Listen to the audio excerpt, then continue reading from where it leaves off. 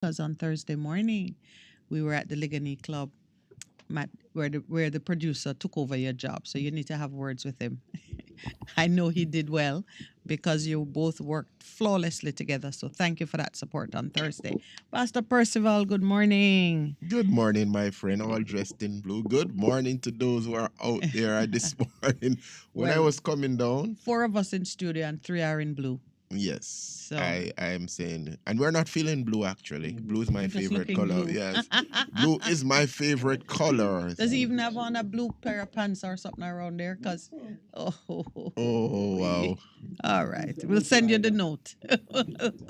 We'll send you the note Yeah, tomorrow but morning. it's good. It was a good. You had a good weekend. It was a good weekend, a Yeah. long weekend, but um, you know, I'm Yes, you just didn't bring any birthday cake. You need to address that. yeah, that's a family thing. All right, Yes, you're Apparently, family, but guess what? It was so interesting. So the I other told you family eat off the cake. yes, we my son baked the cake and so I got a slice and everybody was eating. So I go home the following day and says, okay, I'm gonna bring a slice of cake for my other family. Guess what Your happened? studio family. Yes, and no. Yard family But, eat but, off the cake. but Mrs. Palmer. my son said, it's not me, daddy. And my daughter looks at me and said, oh, I didn't know. And I says, all right, my daughter, I will give thanks and praise the Lord with all my heart. I will tell aloud all your wonders and marvelous deeds. I will rejoice and exalt in you. I'll sing praises to your name, O my son, O Most High. When my enemies turn back, they stumble and perish before you. For you have maintained my right and my cause. You have sat on the throne judging righteously. You have rebuked the nations. You have destroyed the wicked and unrepentant. You have wiped out their name forever and ever. The enemy has been cut off and has vanished in everlasting ruins. You have uprooted their cities. The very memory of them has perished. But the Lord will remain and sit enthroned forever. He has prepared and established his throne for judgment, and he'll judge the world in righteousness.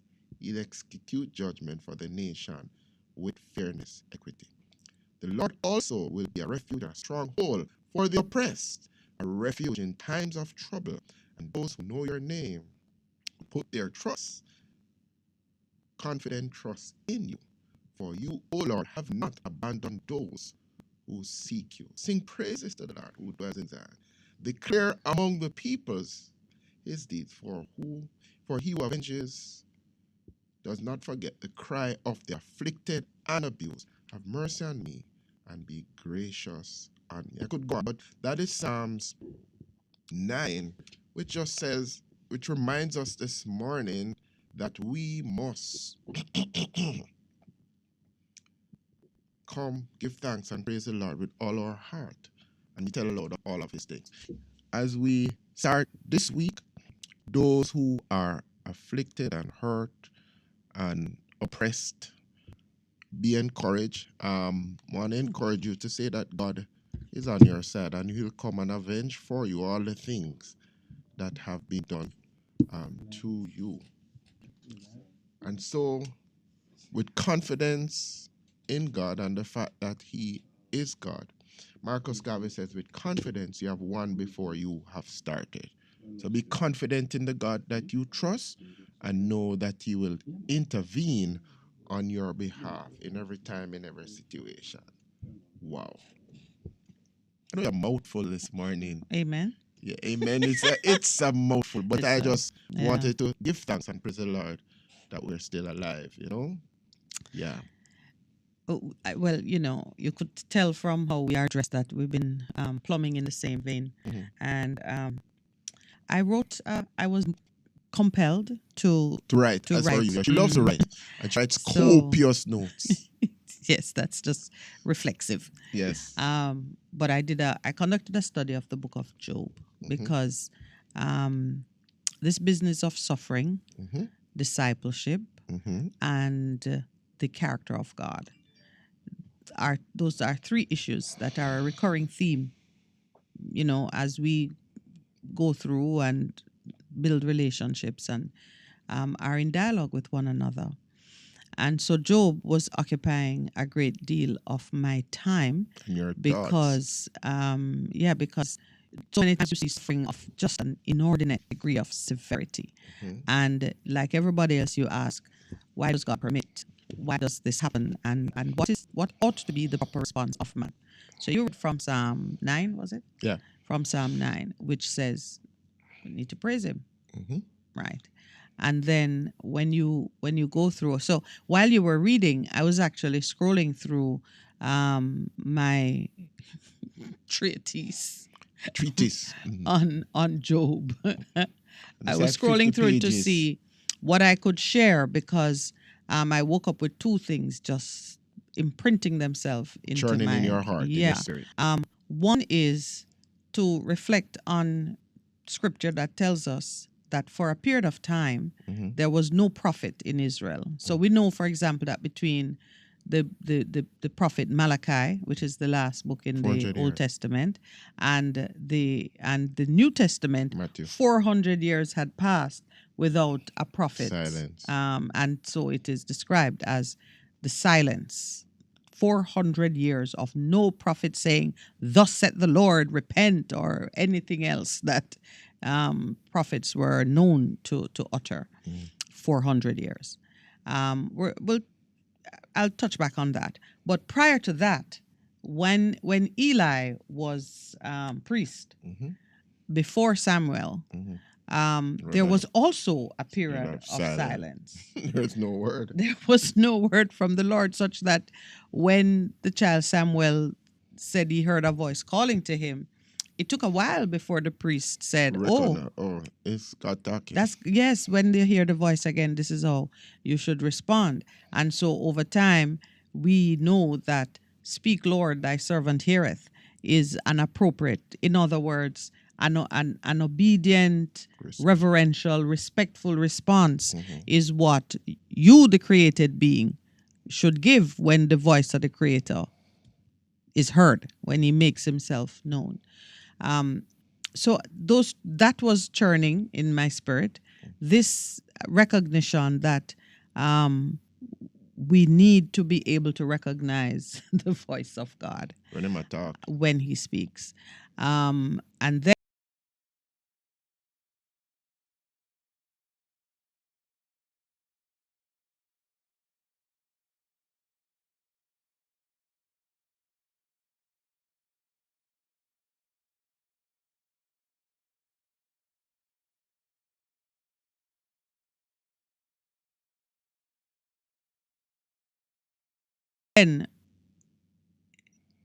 to understand that the time of silence is past, Mhm. because in this dispensation, since Christ walked the earth and left the Spirit, the Holy Spirit, who has given the 9 gifts, one of which is the gift of prophecy.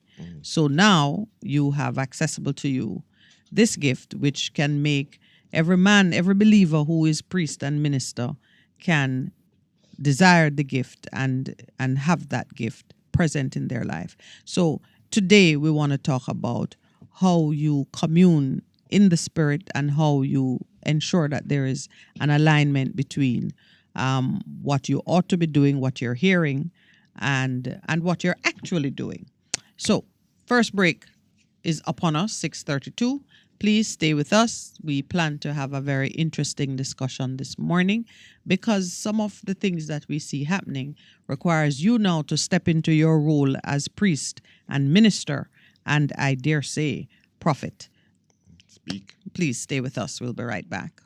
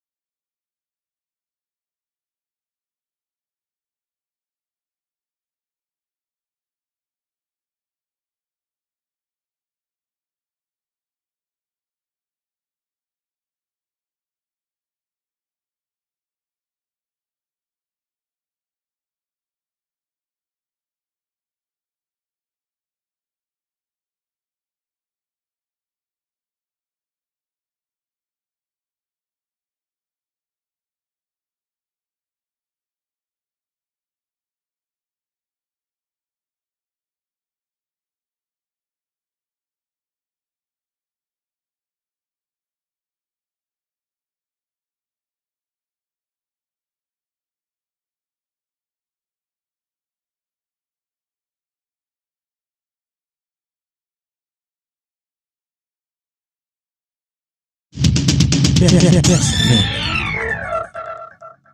Welcome back and good morning again. This is the Morning Connection with your hosts, Minette Lawrence and Percival Palmer. And if we are lucky this morning, the producer will light up his mic and join in the conversation.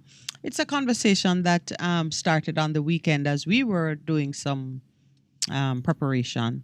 And the question was raised: how do you know when it is your creator speaking to you and not your vain self, giving instructions that satisfy the lust of the eye or the flesh On the pride or the of pride of life. life? Yeah. So, we just started to talk about it, and here's why too. We we spent some time with friends on Saturday, and a conversation started about mental health, how persons were coping, what level of support, whether it comes from a professional source or just your network giving you support, what level of support is needed for persons who are going through a difficult time. What is for sure is that all of us are hearing voices. Tell me about it. We're all hearing something, and even just the cost of therapy and so on, having access to therapy, being able to pay for it, forms a part of the conversation. So we left that discussion and continued to chew on it. And out of all of that came the question: how do you know when it is a divine communication? And we decided we were going to put it to Pastor this morning because of all of us, we imagine that you have the deepest experience. So, Pastor Percival, without much ado, I'm gonna go back and see, what I can share from what I've written already. But in the meantime, you were beginning to give some pointers. Those persons out there, especially you're in a job where you're fairly isolated, or you work with persons that the age difference or the social differences are so great that you don't really relate to them, or in your family you occupy such a position of authority, or lack of authority, that you're not able to speak freely and to share and to enjoy the benefit of counseling or just exchange of ideas. So you live in your head a lot is where I'm going. You are your best advisor. For those persons, it's very important that you develop the ability to be discerning in how you deal with what you're hearing in your head. Best way to put it. It's quite normal to hear things. If you're not hearing anything, something is wrong. But what you do with it is a very, very, very important point. So, Pastor, you were saying a lot of stuff in the break, and I said, let's share it with the listeners. Okay, so in terms of hearing and discerning what God is saying and what He's speaking, um, for me, some of the things that help me in terms of knowing this is what God is speaking by His Spirit is that there is a peace that comes with it. Let me explain. So most people would have picked up by now that I've had I've worked corporate before I decided to go into ministry full time to serve as a pastor. And I had recently gotten married,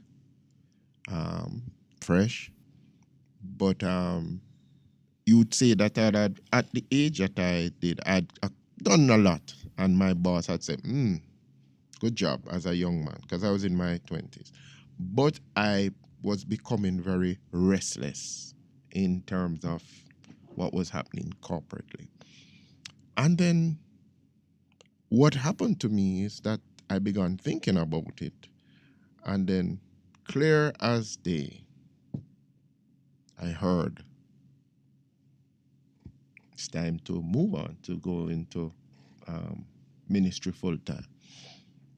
I had a piece about it, and I left it. You heard it in your mind, or you heard it was on Like a light audible, because like someone had spoken. Yeah, man. And you look around and there's it's no no one. one. Yeah, and it has happened to me. Like I'm there in church and I feel like somebody touched me on the shoulder, and I said, it's not a duppy or anything like that, but I know somebody touched me, and over time I've grown to discern, to understand that it some of the time is my mind, and some of the time it's clear God, because how it happens, it only has to be no other explanation. And so I in my devotional time, I heard it, and one of the ways that he also speaks to me is in my writings. Like I'm having conversations, I'm writing it down, and when I go back and look, the answer was in terms of what God was saying, in terms of getting into his word, going into scripture, understanding, and the answers come very, very clearly. And you're not aware of what you're writing? Yeah, I'm writing, and just the thoughts that are coming in, I'm just writing it down as I'm going, and that happens. Okay, the producer is saying, me. Good morning, listeners. I just want to chime in here a bit, because I hear you clearly. I guess just as you heard the voice clearly, that you were sure that it was God speaking to you. No, I just want to put another little spin to it, because you do have people out there who hear voices. Yes. So then, how do you distinguish the voice they hear, which is not necessarily godly? Because there are people who will have some issues and mental issues and so on. So one of the things was the peace that came with that decision. So the whole, and it was confirmed different from me in terms of I heard it, I wrote it down, I left it. But in a relationship, in terms of the fact that I am married, so this not only affects me, it affects my wife. We never had any children at that point in time as yet. And I left it, and we would have what we call conversations. We're talking about different things, and she knows me well enough, and she says, something, you are uneasy about something, and she says, just out of the blue like that, not out of the blue, because she was instructed, and she says, have you considered full-time ministry? Just like that. And it was confirmation to me based on what I had heard. So the movement became so easy after that, because both of us were agreeing. I never said anything to her at all. I never mentioned it. I just knew, and it was settled internally in my spirit, and that happened. So the answer to Lowell is look for other confirmation. Yeah, in terms of it. Because most times, because let me explain what was happening. The backdrop to that, is having done what I did, the easier thing. My boss said to me, I'm going away, because my boss was an expat. And he says, based on your performance, I'm going to recommend that you take my job. And there were other persons who were ahead of the line in me in terms of experience. So that was very attractive and thinking about it, but I knew without a shadow. And he said, won't you reconsider it? And then because the company I worked in was a multinational, I told him in advance because I needed to tell him. And then some people visited from corporate.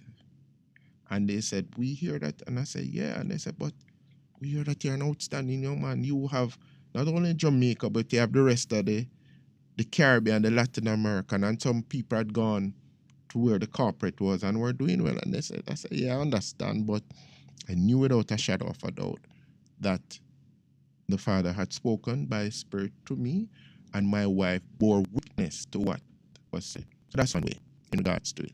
You also said you felt at peace. Yeah, that is so important in terms of the peace. So to those persons who are hearing voices and getting instructions, just to be a peace. Yes, when it is God, it doesn't throw you into deeper turmoil. Yeah. It puts you on a path to peaceful, obedient execution. Right. Also, you look for confirmation from other sources. Yeah. So not just you saying, I know I'm right, but especially if it's a stranger. Like you hear people say things about. I remember one friend said she had been encouraged to be a teacher. She didn't want to be a teacher. Then a lot of things started to happen around her, including she go on a bus and somebody say, you must be a teacher or you look like, and then she realized, okay, look like this teaching thing. And she went on Well. to do very well. So yeah. So that's one thing. Another way that in terms of that the Lord speaks to us is through His Word. Through His Word, there you read His Word, and there is the Rima, and there's the other one, The logos, the written word, as in the word, Bible, and then the and then Rima, the which is Rema. a quickening of the logos that you're reading it, and it says it like it just jumps out at you. You've read that before, and it has. In fact, most time you're convinced that you never read that before. It's Yeah. like, but I've read the Bible several times. I Yeah, but- must. and that just I've seen that jumped out before, but giving you it instructions. imprints itself in your heart with a Yeah. meaning that's very direct and personal. Right. I heard one pastor jokingly say that, well, he was explaining that he had the habit of asking at the end of his sermon. He would ask, if anyone was helped or how. And one lady said, "Thank you, Pastor. You said I should leave my husband, and that is how that is how I have been feeling about this thing." But you have to consider that in terms So of for other her, things. it was a Rema word, because Pastor, the voice of God, has said to her, "Leave her husband." But He was check that. quite appalled because he had said no such thing. But it is how she received that Yeah, word. and you have to be careful And that it because backed she's up. looking to him as spiritual advisor, voice of God in her life, she applied it to confirm something that she had been dreaming about herself. But that was probably coming out of what was happening and the circumstance. Because in those, you really now have to get in and say, this is what it says in the logos. How are the circumstances? How does that line up with other things? Because in the multiple of many, there's wisdom. That's why it says, you hear this, and you think that you go and check with people who are more mature who can guide you. Because some of the times, as the word says, you're led away by your own lust. But the pastor was horrified that any member of his church would think that he was saying break up your family. But the truth of the matter is, it may well have been confirmation of something for her, and true. he wouldn't have known that she was struggling with this issue, and he may have spoken on something which just Made a connection. a scripture that she interpreted in accordance And with let's her have a reclaimer. circumstance, We're and it not was telling people they confirmation. must get up and walk out of their marriage. I'm not saying that some of the times that's not the way out. Yes. But generally, because God is into family and marriage, when you're making that decision to walk out, you have to be very clear. That is, yes. That is what God is saying. Because I've known of people who have had to do that in terms of self-preservation. And in moving from out of that, some things happen and reconciliation happen afterwards. Yes, but sometimes the family and marriage is the one you're going to do after you leave this one. Yeah, true. Bathsheba and David. Yeah. Set up the lineage for Christ himself. And that is in God. God is perfect, and he uses imperfect people to accomplish what he needs to do. To accomplish perfection. Yeah. All right. So, that was one way. Mr. Producer. No, how do you hear the response? I am still learning to distinguish. Like what Percy said, there are times when you know that what came to you is not your own thought, because it's not a natural flow for you as a person. There are times when you're convinced of that which came to you, but there's always the little challenge between determining whether or not it is your own desires that is coming to you that way. You're not being led away by your own lust and what you see happen. Because I've seen that a lot of televangelists think they're going all right, and the man get up and say, God tell him to leave his wife. That's not lining up. And the truth is, when he made that decision, he went on a downward spiral. Because a lot of times, when you really, as we said, in the multitude of many, there's real wisdom that helps you to guide it. Because some of the times, we can't be led away by what we are thinking. And you have to go to somebody who's more experienced. And as I said, but let us check in scripture and take into consideration a lot of other things that are happening. I remember we once heard a pastor Mm-hmm. having a discussion with a young lady Mhm. who told him that the Spirit told her, Mm-hmm. or she might have said God told her, An angel told her to or leave an her angel husband. told her That to one. leave her husband. Angel that okay. Well, Exactly what he said. that was his response. Which angel? Because he so that is why we have to be so careful. But one of the things that helps that is for you to have a relationship. My sheep hear my voice. Sheep hear my voice. And there's a thing that we highlighted it. I think I'd sent it to you guys, which the sheep were there and the shepherd, and different people came and were doing the same instructions in terms of crying to the sheep, and the sheep would not respond. But when the shepherd came and started calling, instantaneously they responded to the shepherd's voice because they knew his voice in the circumstance. So then, what are the prerequisites for persons to hear? You have to be in relationship if you want to hear God's voice. You have to be that's the first thing. 'Cause if you're not in relationship and God's speaking, you not hear what God has said.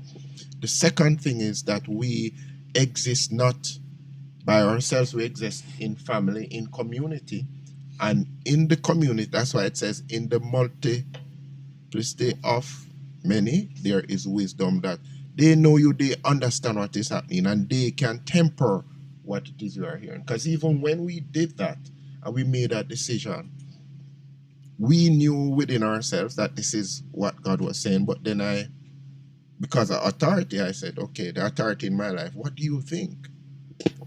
And that was confirm what was saying, because you're always in authority. One of the significant things that happened, which came to me later on when I celebrated my 50th birthday, my mom said to us, the first time I'm hearing this story now, my boss had gone to her because he was getting ready to leave the country and he had to do some things, and she worked with TAJ. And he was there not knowing it was my mom. So he has this wonderful, excellent young man who's working for him. And he's saying to him as the boss that him leaving and going to full-time ministry. And I say, I'm crazy, he don't have anything else. So that's what he reported to my mom. And here that is like 20 years after, my mom held that in her heart. And that's when she's revealing with all of the things that had happened. Well, So God knows those who are his, and you will know in terms of what God is saying, how it works, because God does everything well. Him not make no mistake. But you go through the process and you'll see in terms of the decisions that you're making, whether it was God or not. I can say today, categorically, after 25 years, plus years in ministry, that it was God. Yeah.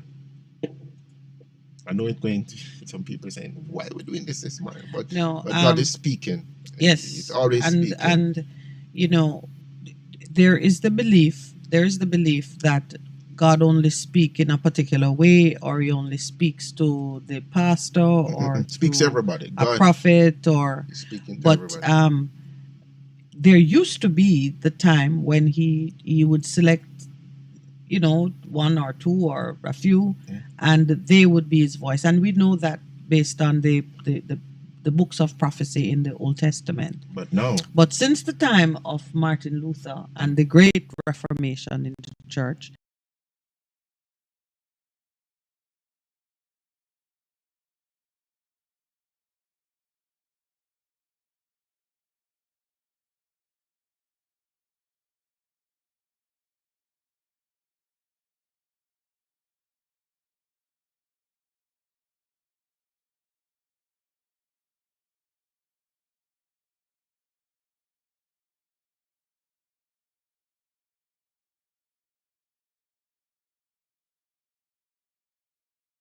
Reformation in the church, several restored truths have been present in, I would say, spiritual life. One of them has to do with the priesthood of man and the ministry of man. meaning can go in. everybody can go in. Everybody is a minister. Every believer is a minister. Every believer has access. And with the gifts of the 9 gifts of the Holy Spirit, one being the gift of prophecy, any believer who has that Can get a word of encouragement, because prophecy comes to edify, to build up people, not to pull down or destroy people. always there's Always. no pulling down or destroying as a gift.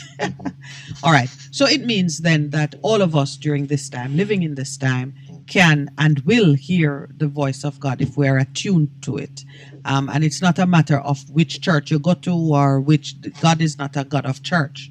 God of He is absolutely, he has a direct relationship with each created being, each part of his kingdom.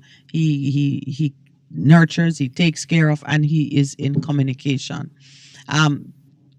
So yes, you can and you will hear the voice of your creator, and you must learn how to recognize it and to have the appropriate response to it. What is the appropriate response to it? In walks the book of Job.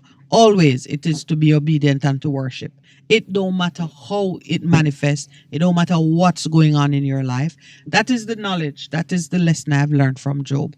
I was looking at Job chapter 10. I'm just going to share a little bit of what I wrote. Job reveals his knowledge of God's character, and you can look at the book yourself, and man's powerlessness as a created being that was molded like clay by the hands of the Creator. Job's despair is complete as he views his existence outside the protection of God. Another moment that echoes the plaintive cry, my God, why hast thou forsaken me?" Everybody knows that plea. We're coming up on Easter in a little while. In considering Job's circumstances, I could see that knowledge of God and knowledge of self are equally important in overcoming difficulties, in surviving suffering. Faith is built on the knowledge that God is unchanging in his ways and that his love is unconditional. His supernatural characteristics and power are manifest in his relationship with mankind. A man who enjoys a right relationship with God is always confident of God's faithfulness, even when we impatiently ask how long or call on him for his supernatural intervention in our circumstances. We do it as an expression of our faith, our belief that he too is faithful to those who are faithful. The complaints of the prophet Habakkuk, the prophecies of Jeremiah, Ezekiel, and Isaiah, all of which came later in time, are extrapolations of this core principle that when you are in a right relationship with God, he fights for you, he forgives and redeems us, and provides a way for reconciliation, so that Job could confidently say in chapter 13, verses 15 to 16, "Though he slay me, yet will I hope in him. I will surely defend my ways to his face. Indeed, this will turn out for my deliverance, for no godless person would dare come before him."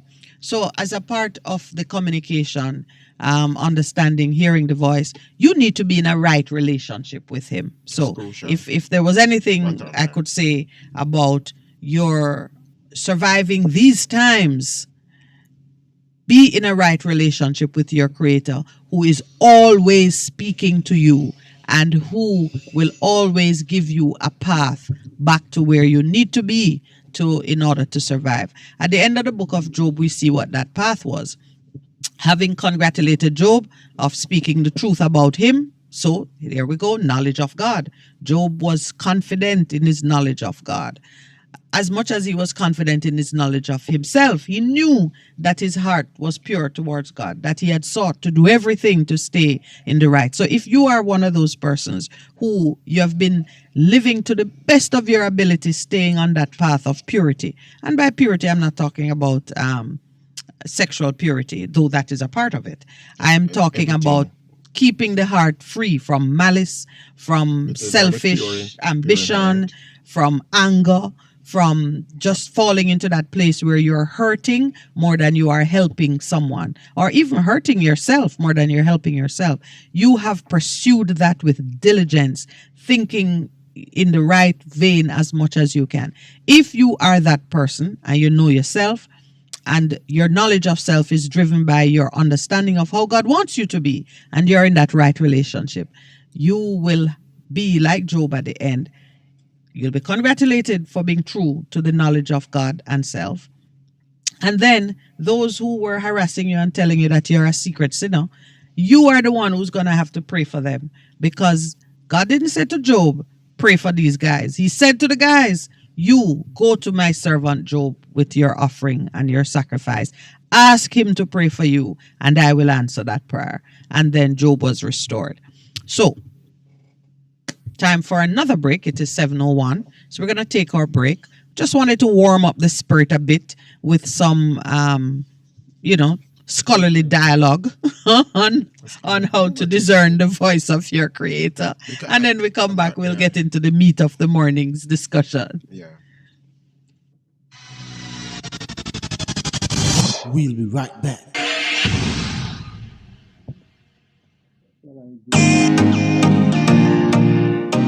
The Ministry of Justice has officially opened its newest Restorative Justice RJ Center in St. Andrew, bringing the total number across the island to 19. Stay tuned for highlights from the official opening ceremony.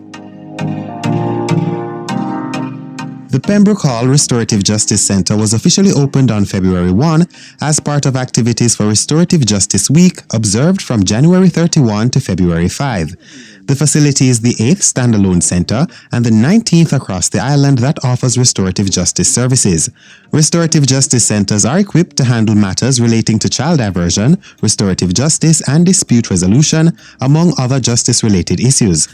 Justice Minister Delroy Chuck says this new facility brings the ministry closer to achieving the target of having 20 RJ centers in operation by the end of the current financial year. And when we open the one in March, that will be the 9th standalone justice center. But we also have 12 justice centers that restorative justice is a part of those justice centers. So we now have 19, and Greenwich Farm should make 20. The RJ Center is located at the newly rehabilitated Pembroke Hall Community Center.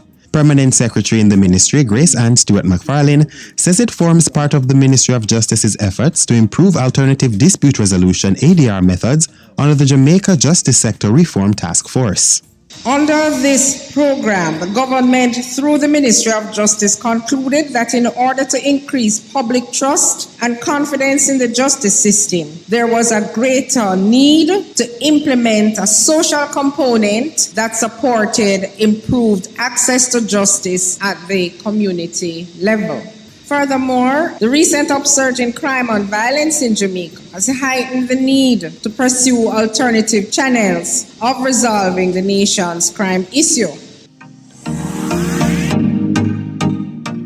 We anticipate that this Restorative Justice Center, like the others, will strengthen the connection between the justice system and the Pembroke Hall community and surrounding communities. We also hope that this center will facilitate the operation, integration, and expansion of restorative practices in the community, its schools, and its businesses. Permanent Secretary in the Ministry of Justice, Grace Ann Stewart McFarlane. The Pembroke Hall Restorative Justice Center will serve Pembroke Hall, Three Oaks, Hughenden, and surrounding areas. Member of Parliament for St. Andrew Northwestern, Dr. Nigel Clark, who welcomed the center, noted that restorative justice and other alternative dispute resolution methods offer a more efficient way of resolving disputes while also building social capital. From my experience as a member of Parliament, this is an absolutely necessary function. Too often we see disputes that lead to violence, and disputes that lead to violence that causes death, homicides, and murders, arising from disputes within families, disputes within communities, disputes between neighboring communities. Dr. Clark urged community members to utilize the services at the facility and to engage in alternative measures to peacefully solve disputes and disagreements. This is a message that resonates with students from the Pembroke Hall High School, who performed a poem on the importance of the improved access to justice to their school and the community. Justice is here, Justice should not only appear to be served, it should be transformative. The vision is not just to punish, it should be restorative. Justice should empower. It should be a beacon into a revolutionary future. It is not only for now, but for launching communities and giving structure. Justice is available and attainable. It prompts us into a mindset of being more responsible, more accountable. With access to justice, crime will not prevail. It is a community effort. Our village, our melting pot. Together, we will not fail. Let us stem the surge and scourge of crime. Now is the right time to reclaim our country, to restore our community. That's it for our look at the opening of the Justice Ministry's newest Restorative Justice Center in Pembroke Hall, St. Andrew. Opening hours are Monday to Thursdays, 8:30 a.m. to 5 p.m. and from 8:30 a.m. to 4 p.m. on Fridays. A production of the Jamaica Information Service, the voice of Jamaica. The station that makes you feel good. I love the station. I think it's great. My station. Moving. My station. Moving. Keep it right here. Keep it right here. Best FM. Keep listening. What should a taxi service do for you? On-Time Taxi Service is more than just a ride to the other side of town. They offer clean and spacious vehicles, reliable service, and promise to always look out for their customers. They'll come when you call and take you where you want to go on time. You can call us at 926-3866. We are something special on the road.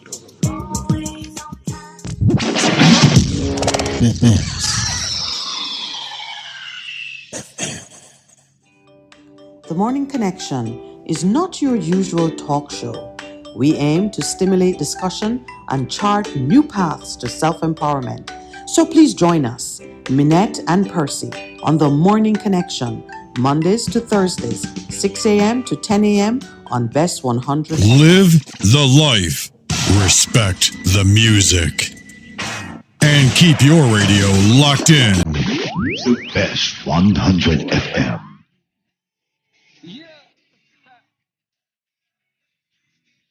Turn it up a little bit.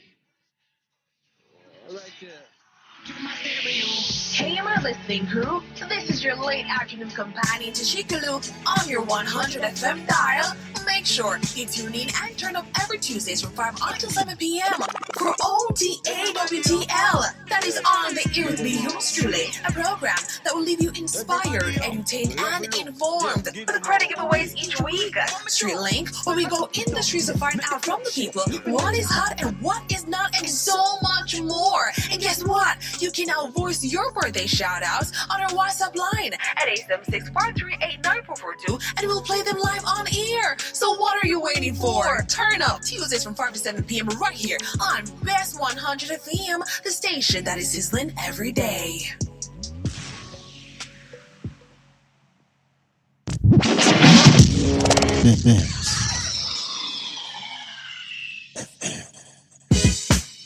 Vejan Printers for all your printing needs. We specialize in calendars, flyers, brochures, and more. Call us today at 968-7506. That's 968-7506. Or visit us at 4 East Bloomsbury Road, off Haggard Park Road. Vejan Printers, your best choice in printing. It's good, it's better, but nothing beats. All right, good morning and welcome back to the Morning Connection. A very special good morning to Miss Jacqueline Biggs online. I thank you so much, Jacqueline, for the response you've put there. She says, "Blessed morning, Miss Minette, Pastor Percy, and the family." Referring to the conversation, the discussion we had at the outset about hearing the voice of God and so on. She says, "I said that to someone yesterday. You're talking to me, reminding me. Thank you." That does lift my spirit because I was saying to Pastor Percival, there are some issues which are necessary to be discussed, but sometimes we try to figure out the best way to open the discussion, because we don't want to leave anyone behind in what we say on this program, and we do want to be sensitive to where different persons are in their growth and spiritual maturity. But this one is so critical because here's the great importance of it. Spirit, soul, and body. When you are able to engage fully with your own spirit, the spiritual side of your identity, it puts you in a better position to properly interpret and to discern what is happening around you. Remember how we started our relationship. This is me and Percy's relationship with you, the listener. We established that everything takes place in the spiritual realm before it is manifested in the natural realm. And to take it out of the category of mumbo jumbo, it just means that things start as an idea first. There's nothing you do with your hands that don't start as an idea. And ideas are spiritual. They exist in the invisible realm. No one can touch them or manipulate them until they are expressed in the natural. So, with that in mind, understand that for you to engage with your spirit self in the invisible realm, you've got to conquer everything there and have your plan and your game plan, your action plan, whatever. That has to be mastered in the spiritual world before you can master it in the natural world. Hence Marcus Garvey's quote. Were you going to go back to that? Yeah, but because it is so important, as we reflect on in Black History Month, Nelson Mandela, and somebody sent me something about forgiveness. They couldn't break his spirit. They could not break his spirit. He had already forgiven them? Yes, they could not break his spirit. No leverage. No, and so if you can't break somebody's spirit, they can't be broken. So now it ties in with your quotation from Marcus Garvey. With confidence, you have won before you have started. Yeah. What's the source of that confidence except in the invisible realm, where you are more than conquerors? Yeah, and understanding. So when you understand that. So it's why we're talking about it, because many of us will not even have the opportunity to consult, to discuss in great detail with another person. All we have is what's happening in our head, in our hearts. Yet we have to make decisions. We have to take information, analyze it, and pick a course. How are you going to do that unless you develop greater communication and understanding of what happens in the spiritual realm? A few things took place or were recorded in the weekend's newspapers, starting with Friday, because on Thursday is our last day on air. So when things happen Friday, Saturday, Sunday, we have to make a deliberate effort. And in going through Friday's paper, there are a number of things reported that I wanted to touch on with you this morning. One of them has to do with the issue of representation, politics, and also people's willingness and ability to express what they want, to reject what they don't want, and to call for action. And so I am proud of the people in that constituency. Shahini. Interestingly, that was predominantly PMP, and then Shahini won it. I know it has become JLP. Marcia Smith was put there, and the people are saying, she needs to go. What a thing. I wonder what she did. Probably she not playing. Well, it's what she didn't do. If you read what they're saying, they say she hasn't shown up. She has not been a good representative. What the representative? Yes, they say it's the biggest political mistake. They charged the Prime Minister as party leader with bringing someone to them and insisting that they take her over their own protests, and then she has turned out to be, less than useful. But the truth, So I'm very curious to see how the Prime Minister will respond, because aside from him being party leader, he is, as Prime Minister, he is responsible for the well-being of the various constituencies overall. So if there is a constituency having such a great problem with the representative. And she's also state minister in the Ministry of Finance and the Public Service. If a constituency is so upset and is pretty much rejecting the representative, as prime minister, he owes them a duty of care But to intervene. but the question is, I, to beg the question, people have certain expectations of their MP now in terms of the letter of mentality. Is it that she's not doing that thing? She's trying to be more. I don't know. It would be nice if somebody talk to us and find out. Did you read it? I didn't read it. I just know. All right. Yeah. So here's what the angry constituents say. Angry constituents contend that it was Holness who pushed Smith to be the JLP constituency representative for the September 2020 general election to succeed Shahini Robinson, who died in May that year, charging that she has not been seen in the constituency and is ineffective as an MP. Several dozen upset party supporters gathered at the constituency office in St. Anne's Bay yesterday morning as they sang, chanted, and trampled upon t-shirts bearing Smith's image, calling for her removal. We are upset because we're not getting any proper representation from our member of parliament. 9,000 plus people voted for this lady, and I can tell you that she doesn't know 100 of the 9,000 plus by name or by face. This lady, she don't come to the office anymore to talk to people. She don't move through the constituency. Clement Alexander, JLP campaign manager for St. Anne Northeast, complained. He said that unlike other female JLP MPs, including Crystal Lee in St. Anne Northwest, Tova Hamilton in Trelawney North, Rhoda Crawford in Manchester Central, and Juliet Holness in St. Andrew East Rural, who are visible and working, Smith is hardly seen in the constituency. From she came in a year and a half ago, we haven't seen what she has done. There's no project that we can point to that she has done, Alexander said, suggesting that there was also a rift between Smith and the councillors in the constituency. We have some stalwarts who work for the JLP who died the other day. She hasn't gone to one funeral. She hasn't gone to one dead yard. She hasn't sent condolences to one of them, claimed Alexander. See what we're talking. We are fed up.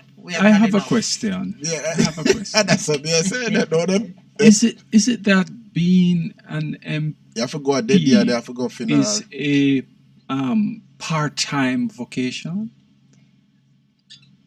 Well, I would say, and remember now, this is relevant to our constitutional reform conversation. I would say that a member of parliament is a full-time occupation in the sense that the needs of your constituency are your ongoing concern. There's a school of thought that if you're an MP, you should not be a minister because the minister is a full-time job and the MP is a full-time job. So and the then, conflict will render some ministers, some MPs useless. You're either a good minister or a good MP. You can't be a good minister and a good MP. So hold on. Yeah. It means then that you should not only maintain an office, but you should be present in that office every single day. You can't do that as well, maybe 5 that's days. Your place or of even work. If you do 3 days, whatever. That's you your must place have, of work. Yeah, you must have. But if you're a cabinet minister. All right, guys. Earl Brown want to know if that MP is living in Jamaica.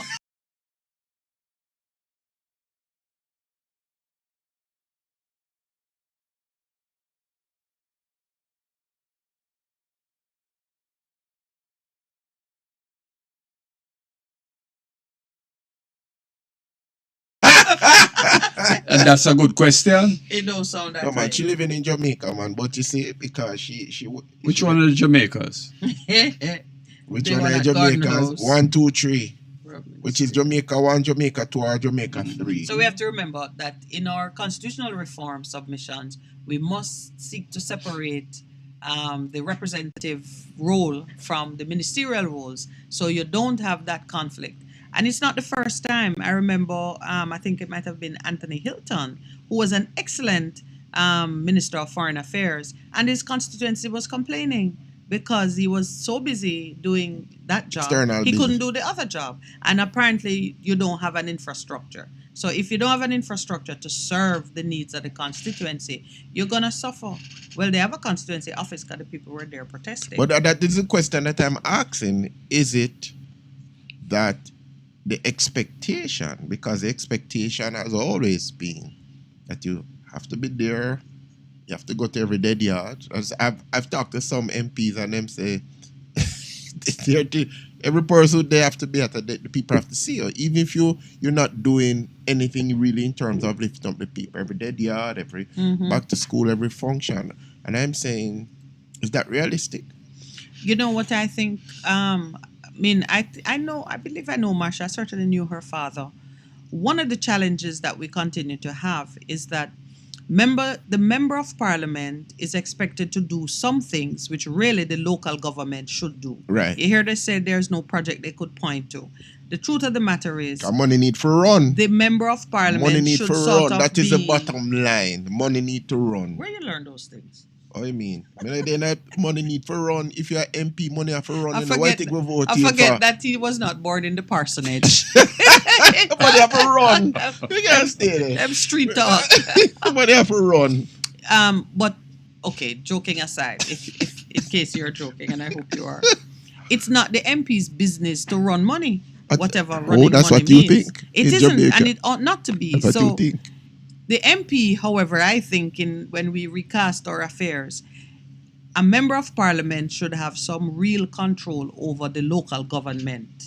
If you're gonna hold the MP responsible for projects and for running money, Money have to run, then man. the MP need to have real budget, real access to decision making that affects the life of the constituency. Things are not set up that way now. That slush fund that they call what is it again? Constituency Development Fund. Development fund. That's the only fund that an MP. And it's not a big amount of money anyway. And truly, MPs shouldn't have to be like advocating, fighting for their constituencies to be positioned in the government's budget for But that's how certain it works. things. That's how it because works. we're That's the supposed to reality. have a plan for the whole country that takes into account the Right. various I agree with needs. you. Then The truth there is is, a serious problem. Because Yeah, man. if the MP is having that problem, what say the councillor who works on the ground in the community? What say the councillor and the MP whose party not in government? Aye. Because Oh. this MP is a JLP MP and her party is in power. But and that those are the issues. That's important that you talk, because that is how our politics has evolved, whether we like it or not, So you're a good MP when money are run. I know Money now run, you're not good MP, even though you're doing projects that are helping the upliftment in the community in terms of The money side of it is one part of it. You must be able to mobilize the people and the resources within the constituency. And currently MPs do not have that authority or that power. Right. Especially a junior MP. She's a first-time MP. Yeah, but can you see her going up against anybody else to give any kind of preference to her constituency? The bridge that broke down in Trelawney, people, what's his name? Michael Phillips, he's not a first-time MP.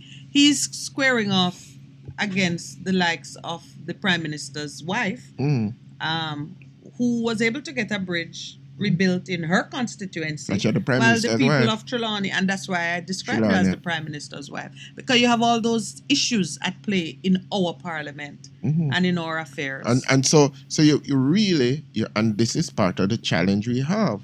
We speak about the urban drift because real opportunities are not there in terms of development in a lot of the rural They get communities. no priority. And then But the opportunities don't just appear. No, but I'm saying, but in terms of the policies, because remember, local government and what is, him have another thing stuck on it, rural development or something like that. Yes, there's something about rural development. Yeah, but how much of his budget is spent in terms of rural development, in terms of mobilizing farmers and that kind of a thing, setting up centers that can help to harness because most rural parish constituencies are based in agriculture.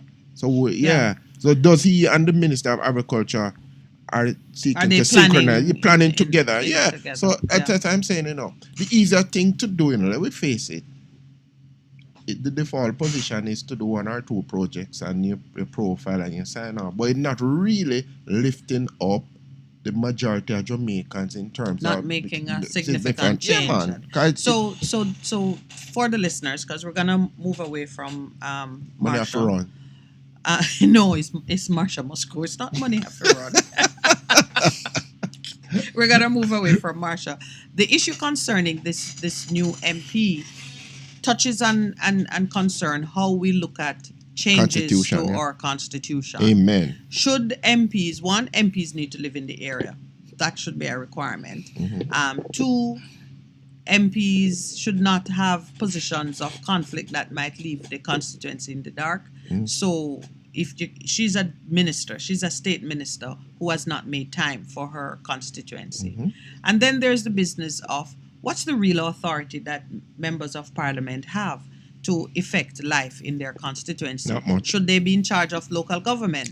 Should they have a budget? Should they be making some more critical decisions that can affect the lives of their constituents? I'm Those are gonna just questions propose. I am posing. I'm going to propose that the opposition stop calling their people shadow because they are true shadow of those MPs. The MPs are not doing their job MPs and are shadows they are already. not coming out to MPs are highlight shadows to the the cabinet. shortcomings Yes. of these places. MPs are shadows to the cabinet. But- You have shadow 1 and you have shadow 2. If Yes, you are but the- he's making a more fundamental point. He's saying if you are a shadow, then you are a dark image of the original. Yeah, true. And if the original not doing anything, then that's what you are offering. Nothing. So let's stop saying we are shadows and get on with the business of highlighting what needs to be done and and moving how the it people, can be mobilizing. done. Yeah, but an even more fundamental issue that needs to be addressed, which is related to our constitution. Does the constitution facilitate real development and growth of all of Jamaica, of every citizen, or it is just based on who I know and what I can do? Well, you're posing it as a question. Does the Constitution facilitate? Yeah. The Constitution only speaks about all Jamaica. I mean, every power there is to be administered to all citizens for the benefit of all citizens in a just and equitable way. So, as a document, It doesn't. what little it says but- speaks about all Jamaica. It does not favor discrimination or poor planning. Or what we are doing is a separate matter. And can we have a document that forces us to do better? Yeah. Because it has any Anyway, provisions for citizens Don't to forget, demand more. the document is one thing, but it's Yeah, people that it's makes the it people. work. The operationalizing of it and the Yes. people. Yeah. Okay, so that's one issue. When we speak, please let us have dialogue on it. The second issue that was in the papers. No, I apologize even before I say what I going to say. The Earl Gooding. front page said big gun catch. 13 firearms seized in Trelawney. I never want to be the person to say, why are they just doing it now? How is it so? I Because wonder we've had- about that. And I hate to increase the level of mistrust and the skepticism, but we need to speak honestly and freely on these matters. There was a time in the history of Jamaica, none of us are proud of it, and some who have died and gone must be relieved that they don't have to answer. I mean, as they're exiting, they're probably saying, thank God I didn't have to explain myself on this one. There was a time in Jamaica when you would, politicians would enable or would arm supporters to scrap for political power. And then once they were safely ensconced in the big house, they would then turn on them. We are seeing something with these gun fines that is making me somewhat anxious because, and here's why I'm anxious. I am not one Jamaican who says, let the bad man kill off them one another and call it a day. I'm not one of those.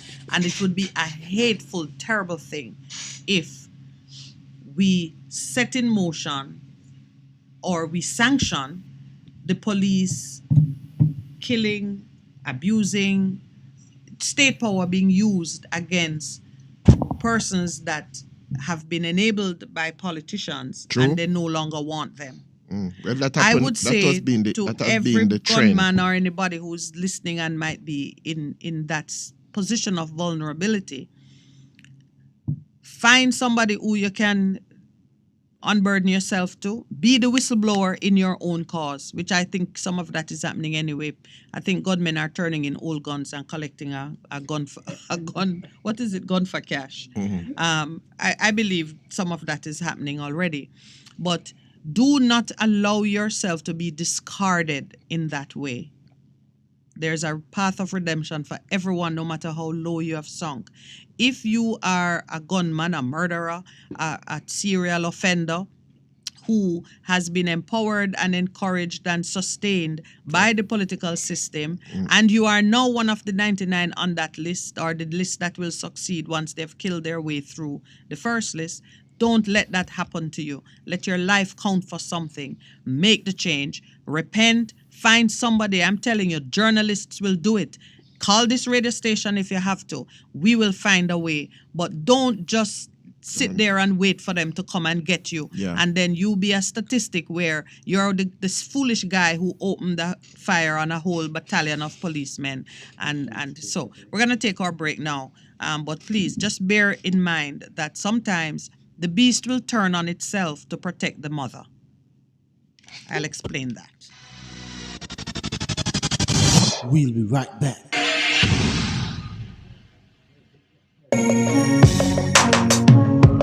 Looking to clean your vehicle super clean? 123 Clean Car Wash, located at 2 1/4 Osborne Road, Kingston 10. Entrance on Grove Road, below Tropical Battery. They wash and vacuum, undercarriage wash, engine wash, polish and compound, shampoo and detailing. Call them at 876-631-3400. 123 Clean Car Wash, the best in the business for a cleaner wash. Believe me, it's so easy. 1, 2, 3.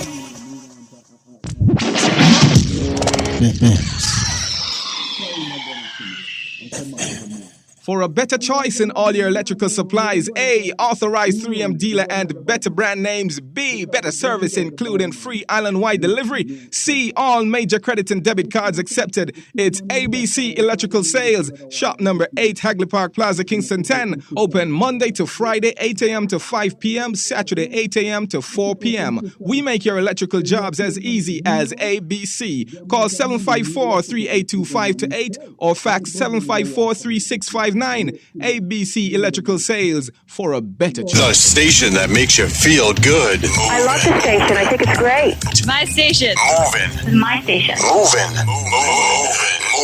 Keep it right here. Keep it right here. Fast FM. Keep listening. This is Madam Michelle, and I want to take time out to big up all our artists link up, kings and queens. Artists link up, one link. When I'm in town, I tune into Best 100 FM, ALU, with Madam Michelle, every Monday at 6 p.m. This is the sum of the best music. This program is sponsored by Gel Music Records, Kalanji Music, and Bad Bull Productions. Madam Michelle was born playing music on Best FM 100.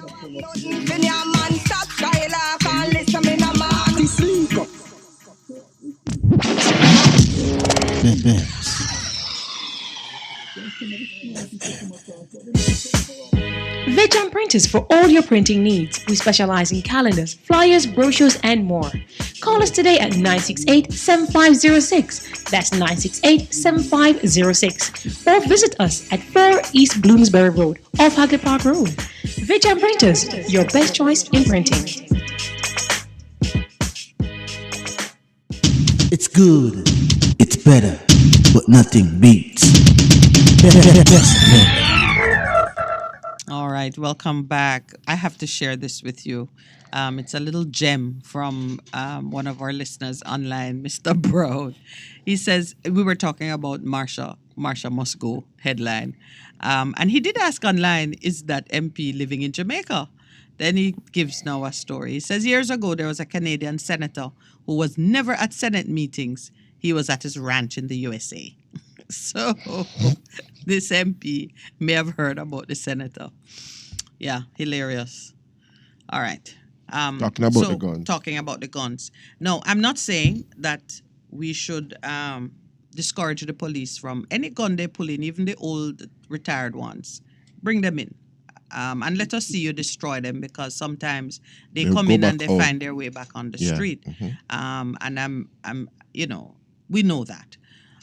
But I just want those who are connected to, maybe a part of, are generally aware Time for of, repentance. yes, there is always a path. There Repentance is a and world redemption. in which you are not condemned because of your past behaviors. Please note that this will only go in a certain way if you stay on that path, the path you're currently on, because it is the way of the world that when they finish with your services, No longer can control they, you. they can no longer control you. Yeah. They destroy you. Yeah. So if you are in that category of persons, just know that you too can turn on your master. Find a way, a trusted person. There are only few of them, but I can tell you, any journalist would be happy to engage and to throw some light on these practices that are stifling Jamaica, killing Jamaica. Let's walk the way of For this to work, you also need the other side of it, which where persons should create opportunities for these people. Yeah. Yeah? Because it's one thing you tell me, okay, stop doing this. But What okay, are the stop. opportunities? So Yeah. what now? Yeah, economic activity. Yeah, because even in terms of the extortion that some people, which is a big racket in Spanish Town, downtown, those places. When you say stop doing that, then what livelihood? Because extortion allows you to live big, man. Because if you hear some of the figures that people report in terms of how much money is extorted in towns and the big, it make your head raise. I think we should start to highlight opportunities. Yeah. Because we live in a society where you're told that you can't do this, you can't do that, you should stop do this. So it's all in the negative. We need to get to a society where we say, okay, these are the opportunities available to you. This is how you can access it. So we need Jamaicans to come on board, whether it's corporate Jamaica or individuals who are in a position to help. Regular people, yeah. Watching the news last night. So the video of the guy say, you shoot this gun? You've seen that one? No, actually, I was thinking about the current obsession that news media and police have with what they're calling a cult that is emerging in the wilderness of whichever parish. It's kind of hilarious. First thing is, as we all know, cults are not illegal. And I don't know why the man didn't throw them off his property, but perhaps he wanted to explain what he's doing as well. One of the things that he said is that, like, there are some members who have, one member have 10 acres of land. You can share. You can share. You certainly can't take it with you. So he says you can identify, 3 or so families who can join you in farming and building an industry. Now, and of course, he was talking the same things we talk about food security, the concerns about food security, and the fact that you don't plant when you're hungry. You got to plant ahead so that you're ready to reap by the time it gets here. So, to Lowell's point, that there need to be opportunities. If you can do nothing else, you can secure your own food and make those arrangements. And those are the kinds of things we can talk about. One of the things that we have to be mindful of, you see, when you make that change, and this is something we've been through many times, we've seen persons, we said to them, okay, we can help you to go in this path. And you pretty much put a business in their lap. And they, I don't want this and I don't want that. And they're very prima donna-ish about it. And you realize that for persons to really lock into making that change, they have to take personal responsibility for seeking out and finding the next move. And then if they need help, we have to be ready to give help. But we have found that when it is too tailor-made and it's almost like you're bribing them to put down the gun, no, There are a little bit of suffering and you know, just your agonizing over your next move is necessary for you to make the effective change. But I do love it that we start saying more of what people can do and less of what they can't do. Because when you say, give me the gun, and you're not able to put something else or point them in a direction, many people become frustrated. And Good morning to our friend Jason, the broker of opportunities. Yes. Is he online? I don't know, Oh, but you're I hope giving him a he's shout out. listening. The third thing that happened on the weekend that we need to consider in our conversation is robot cabbies cry foul at route lockout. You will all remember the horror of the poor persons in that taxi cab that was careening its way, trying to escape the police. Illegal cabbies who ply the St. Mary to Halfway Tree route have lamented being locked out of regulations as Hackney taxi operators for the last 30 years. 30 years. That young man driving, we had been talking about zero tolerance, and New York had gone through their own period of horror when they came to the recognition that if you stop a small offense from being committed, you prevent a bigger offense in the future. Look at what happened to this taxi man. He had a multiplicity of tickets, no doubt acquired while he was doing his illegal run from St. Mary to Halfway Tree. But the real problem is that there is a golden opportunity to provide transportation to people on that route because the buses, the services, they're substandard service. Let's just put it at that. Yeah. The transport authorities say that the regulatory framework does not permit them to license persons who are going a distance of more than 30 kilometers. So there are no licensed so you have to have a bus to do route. that. And the buses don't go the full route. As you know, some buses, they stop at the richest parts of the route. They don't traverse the full route. So they have a picture of people waiting. That the persons in some communities are served by these private cars. These people have tried to be registered, and for 30 years we couldn't find a way to register them. That failure, and I'm calling it exactly that way. Those who can contradict it, call us. Yeah. That failure to accommodate and to facilitate lawful business and lawful operations by our own government led to a young man accumulating a bunch of tickets and then ultimately working terror on passengers. And I actually heard someone in the regulatory sphere saying passengers, the commuting public must refrain from taking unlicensed cars. That is somebody who never live in one of the same rural communities or underserved communities and trying to go about their business. When the only option you have is an unlicensed vehicle. So the policy can change. Government can do that. For 30 years they haven't. Yet we watch our own parliament work itself over time, abusing the rights of one of our own senators in order to pass road traffic regulations or amendment to the Road Traffic Act. Yeah, because and for 30 years, these people are saying, put something in place so that we can have reliable transportation from our communities.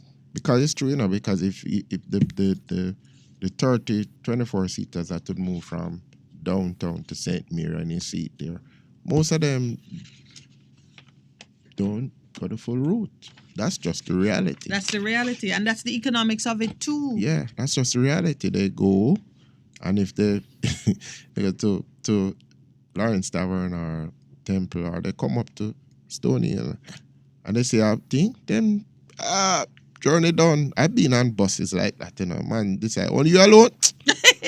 Yup, all right. And almost in a way you can't blame him because it's not a subsidy. Him just He doesn't stop, get a subsidy. spin round, down back, Halfway Tree. What does it take for this to be corrected? The first thing is the transport authority should get on with the work of making the change. It is a minor change, minor change. In the law, yeah, man. It doesn't even require no big. Right now, they've been doing amendments to the Road Traffic Act. They can't change that. It's a minor change. It's to move something from 30 kilometers to maybe 100 kilometers or whatever the distance might be. That's all it is. I wouldn't even say you need to penalize the buses for not going the full route. I would not say that because we're not giving them any subsidies. But if it's a business opportunity for persons who are willing to invest in it, and many are, put a framework in place. It's what we've always said. Government should facilitate business. Policy.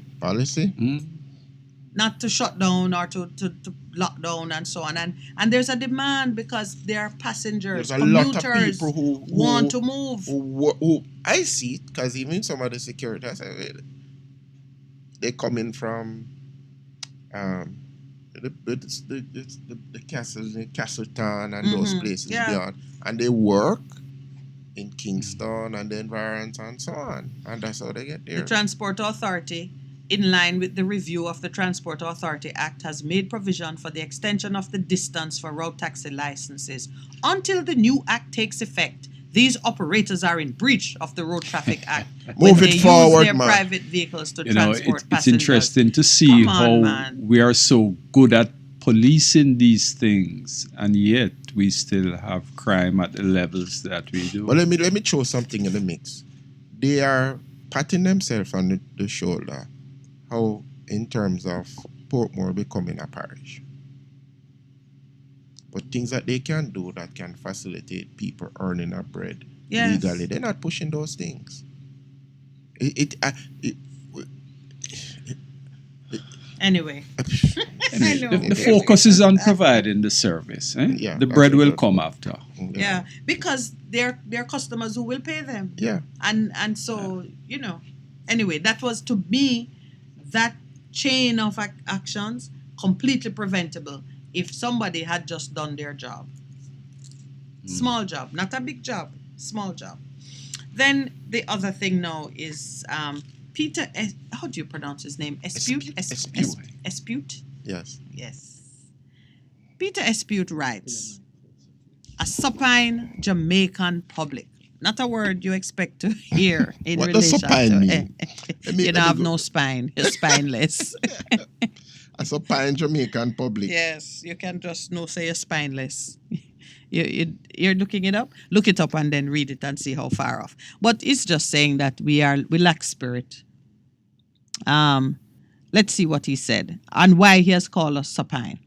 No matter how briefly and regardless of the circumstances, I should never have participated in any engagement that could indicate a lack of appreciation of the difficult and serious realities that now face the entire country. My actions have demonstrated a lack of sensitivity for the difficult realities that all of us are facing currently. It was wrong. I accept that this was an error in judgment and that it sends the wrong signal, especially in light of the government's drive to reduce the spread of COVID-19. For this, I am really and truly very sorry. The words of Floyd Green. Failing to act or protest as a result of moral weakness or indolence. That's when you're supine. Yet even more specific. Yes, failing to act or protest as a result of moral weakness or indolence. Yes. Indolence means lazy, right? Lazy, right. So, Floyd Green fell on the sword completely.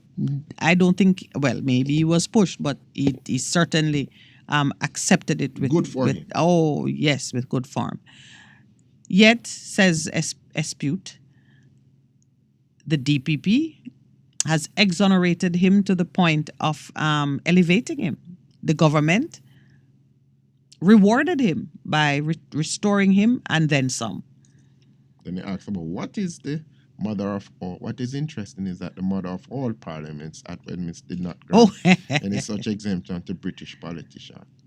Poor Boris, maybe by next week he has just fallen on the sword himself over the party gate. What was concerning Mr. Espute is that the Jamaican public seemed to have just accepted it all. Just accepted it all. Is some negligence involved here? Or is this just another example of political corruption? Or is our legal system simply impotent to prosecute politicians and their associates? Would I be forgiven if I wondered whether the Crown prosecutors really wanted any convictions in this case? In the meantime, says he, the British public are calling for the Prime Minister to resign, and London Metropolitan Police are still investigating. Here in Jamaica, Floyd Green was reappointed to the cabinet even before the DPP's ruling was publicly known. The supine Jamaican public deserves what it gets. We should really examine this because, you know, when the politicians created the DRMA rules that said they are exempt from the protocols, the curfew hours, the staying at home, the ice, whatever it is. They barely wear masks when it suits them. When those rules were put into effect, only a few of us protested. I said, yeah. And we didn't protest because of the privilege that the politicians had reserved for themselves. We protested because other deserving candidates were excluded. For example, the church. Many times I was part of discussions that had to recognize if your dog took sick during curfew hours, the vet could come out. But if a member of a church group wanted consultation with their spiritual advisor, that advisor Remember, I was close to not. that. Somebody, I could have gone into the hospital. The man was begging and requesting him once he one person before he recognized he was on his way out. But them said, no, can't go in. And two of you went. Yeah, and then turn us back. And were, yeah. This now was because the hospital would not allow visitors. But they will allow they will allow a lawyer to visit a COVID patient.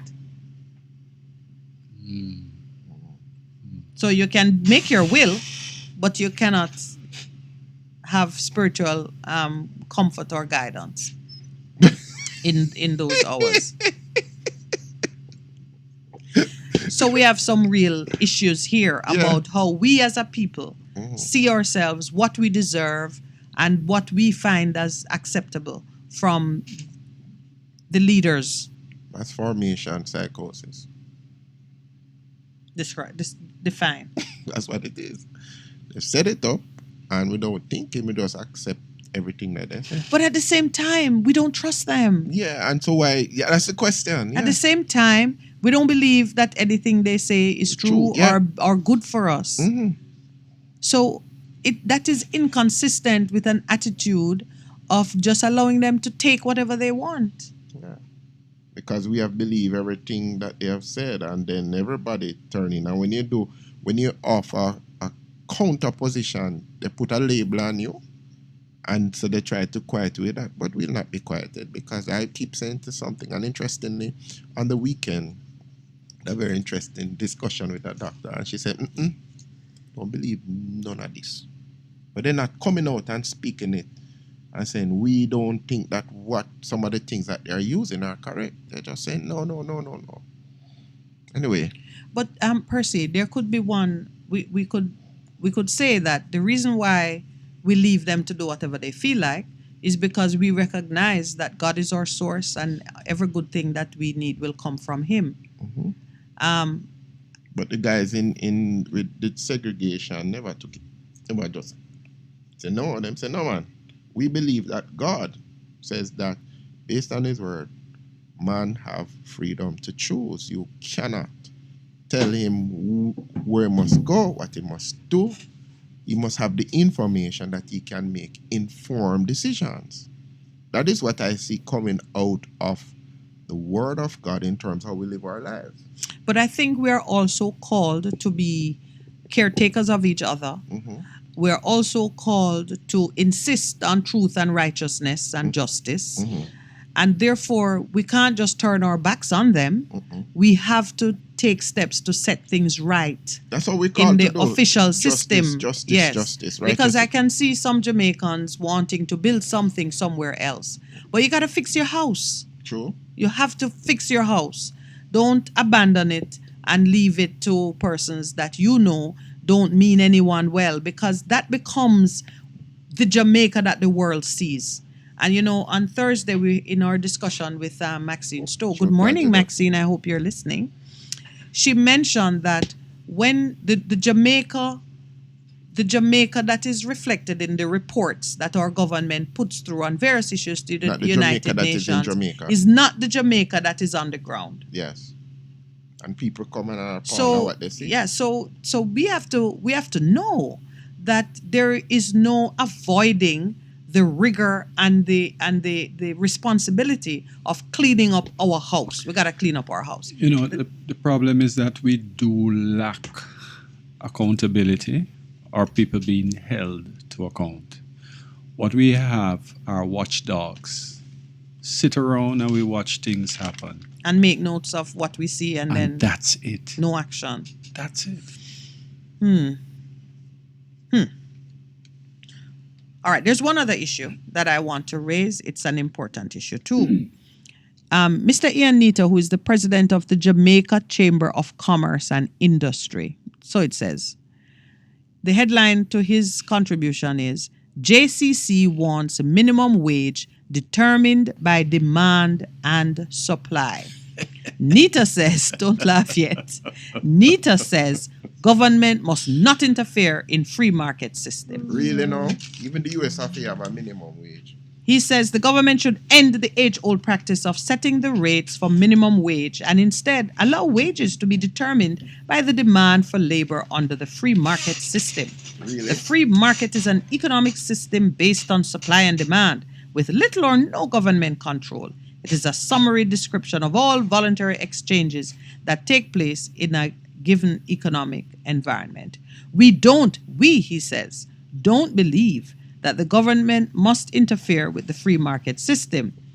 JCC President Ian Nita said, we believe that the free market system needs to set rates. It's important because once you start to interfere with businesses by telling them what they need to pay or what they need to charge, you are disrupting the flow of competition. You are creating a false economy by not allowing the market to determine demand and supply, he added.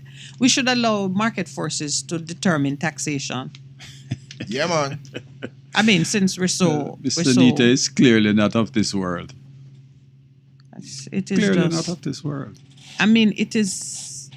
Well, I'm expecting the JCC anytime now to publish a statement distancing themselves from this opinion of their president. No, but he wouldn't go out and talk. So they didn't talk, so. No, but I'm saying you would have gotten a consensus talk to the different people with them said, but it don't work. Yeah, well, I'm expecting them to. That's why I said I'm expecting them to distance themselves he was from on it. a frolic of his that own. He was just speaking, extemporaneously. Really? Oh, okay. All right. Nita further argued, and he's defending it, that the government does not have a good understanding of what businesses can afford at the micro level, making it difficult for them to determine the rate, saying instead they should focus on creating the ideal environment for businesses to grow and thrive. If businesses grow and new businesses are formed and they begin to employ, investors will have to compete for labor, which will result in more improved wages, far beyond the measly amount being offered presently, said Nita. So on top of it, he says he's doing it for the good of the people who are badly paid at this time. Those persons will do better when businesses are doing better and can pay more. Like there's any business that can pay more and actually pay more. The country's minimum wage is $7,000 per week, and he goes on. It's a very disturbing statement by someone who has had senior positions in both, I think in the public sector mostly. He says once you start to get involved in setting wages, you are interfering with employment because a company has a finite amount to spend on labor. And if they say you have to pay more, you may end up having to employ less, and you disrupt the whole dynamic of a free market system. It is too trite for me to even explain why it has become necessary for governments to set a minimum wage or to set rates below which persons ought not to go as a part of their bid to alleviate poverty, to ensure that there is parity between unequal bargaining partners. And dare I say the word slavery? No. I wonder what he feels about the bank charges. let demand and supply. Yeah, that's a very good point, because demand and supply is not evident in all relationships. No, it's not. It's convenient. It is a matter of convenience. Yeah. All right, it's now 8 o'clock. We're going to take our break, and when we come back, we'll start talking with you. So please stay with us. There's only one other issue coming out of the weekend's headlines that we need to look at, and that will affect our discussions after 8. So please stay with us. We'll be right back. We'll be right back. Hello, I'm Moira Alderson with the BBC News. Intensive diplomatic efforts are continuing to de-escalate tensions between Western powers and Russia over Ukraine. The French President, Emmanuel Macron, will hold talks in Moscow with President Putin. He has said it's legitimate for Moscow to raise its security concerns, but added that Ukraine's own security could not be compromised. The Kremlin spokesman, Dmitry Peskov, downplayed the prospects of any major developments from the meeting. The situation is too complex to expect decisive breakthroughs in one meeting. But we know, and Macron himself has spoken to Putin about this, that he's going with certain ideas to find possible options for diffusing tensions in Europe. And he intends to share these ideas with Putin. Let's wait for the results of today's meeting.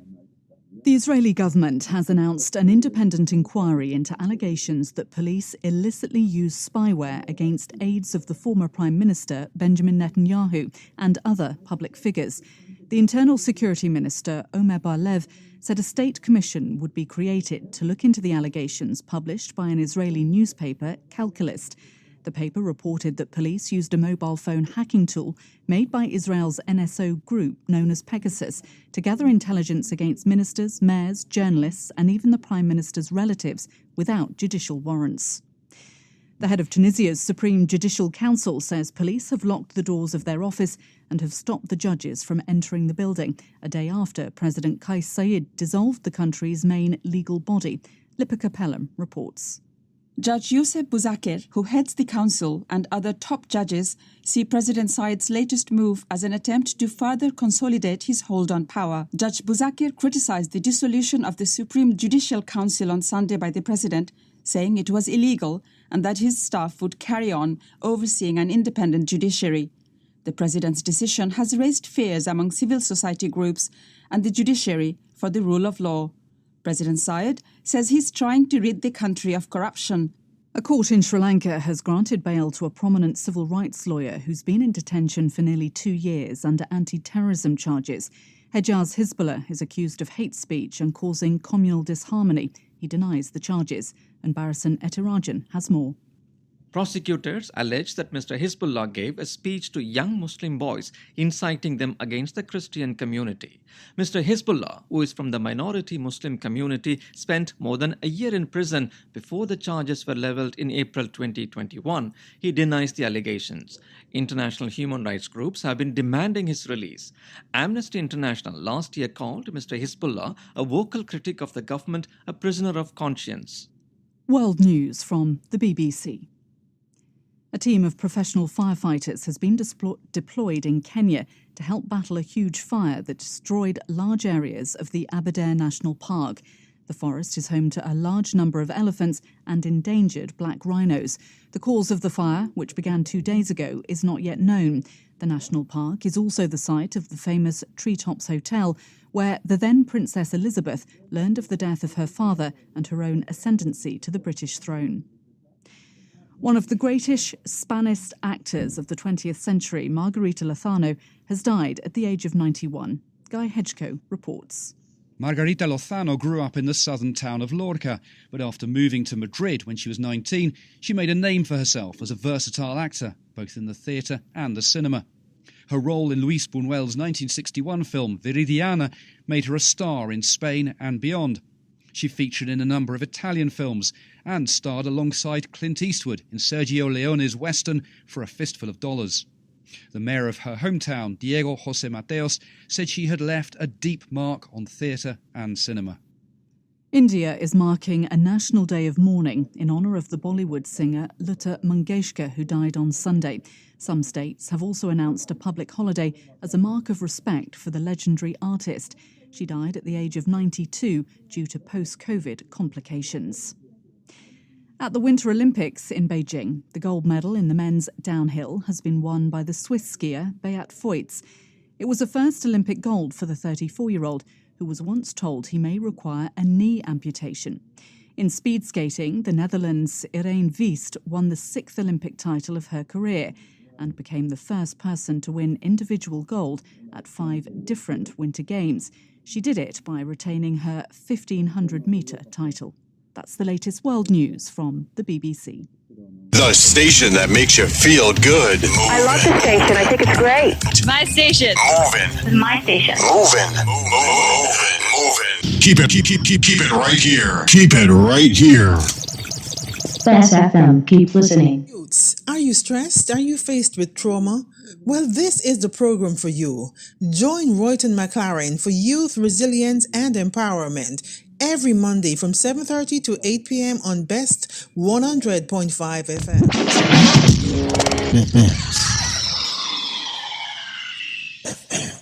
One in.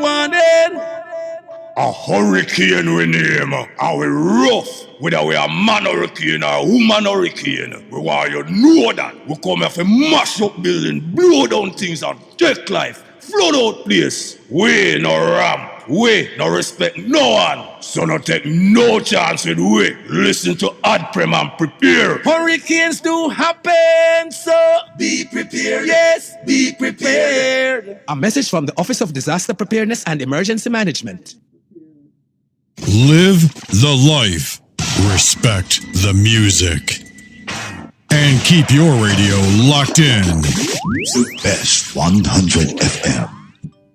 The Morning Connection is not your usual talk show. We aim to stimulate discussion and chart new paths to self-empowerment. So please join us, Minette and Percy, on The Morning Connection, Mondays to Thursdays, 6 a.m. to 10 a.m. on Best 100 FM.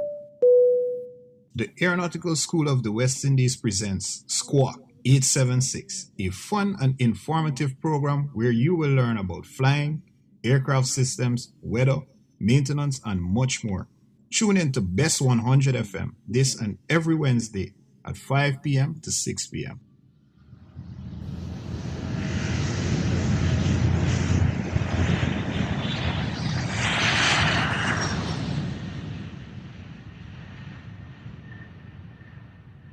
Wagwan. Guten Tag. Buongiorno. We are The Kingstones. I think I love you best of them because you're better than the rest of them. It's so amazing how I love you best of them because you're better than the rest of them. Melody in my voice. Kemisha plays the music nice. Melody in my voice. Kemisha full of vibes. Best FM run the town. Yes, I run the town. Hear me loud and clear. They run the country and the town, or the far and near. Bless the love into to Empress Kamisha on Best FM, and it's all about the reset, Mondays to Thursdays, 2 to 5 p.m. on Best FM. Keep it locked. This is Warrior King, the Black Emperor. Come on, tune in.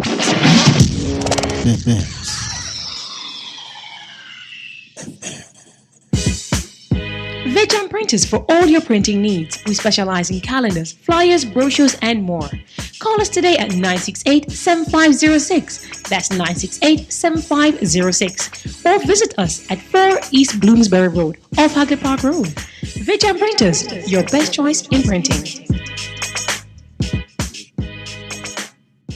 It's good, it's better, but nothing beats.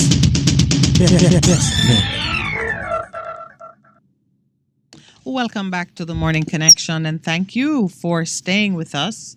We're going to open the lines in a short while. For that purpose, I'm just going to repeat the numbers. You know them, but for those who are thinking of calling us for the first time, the numbers to call are 876-619-1508 and 876-279-8473.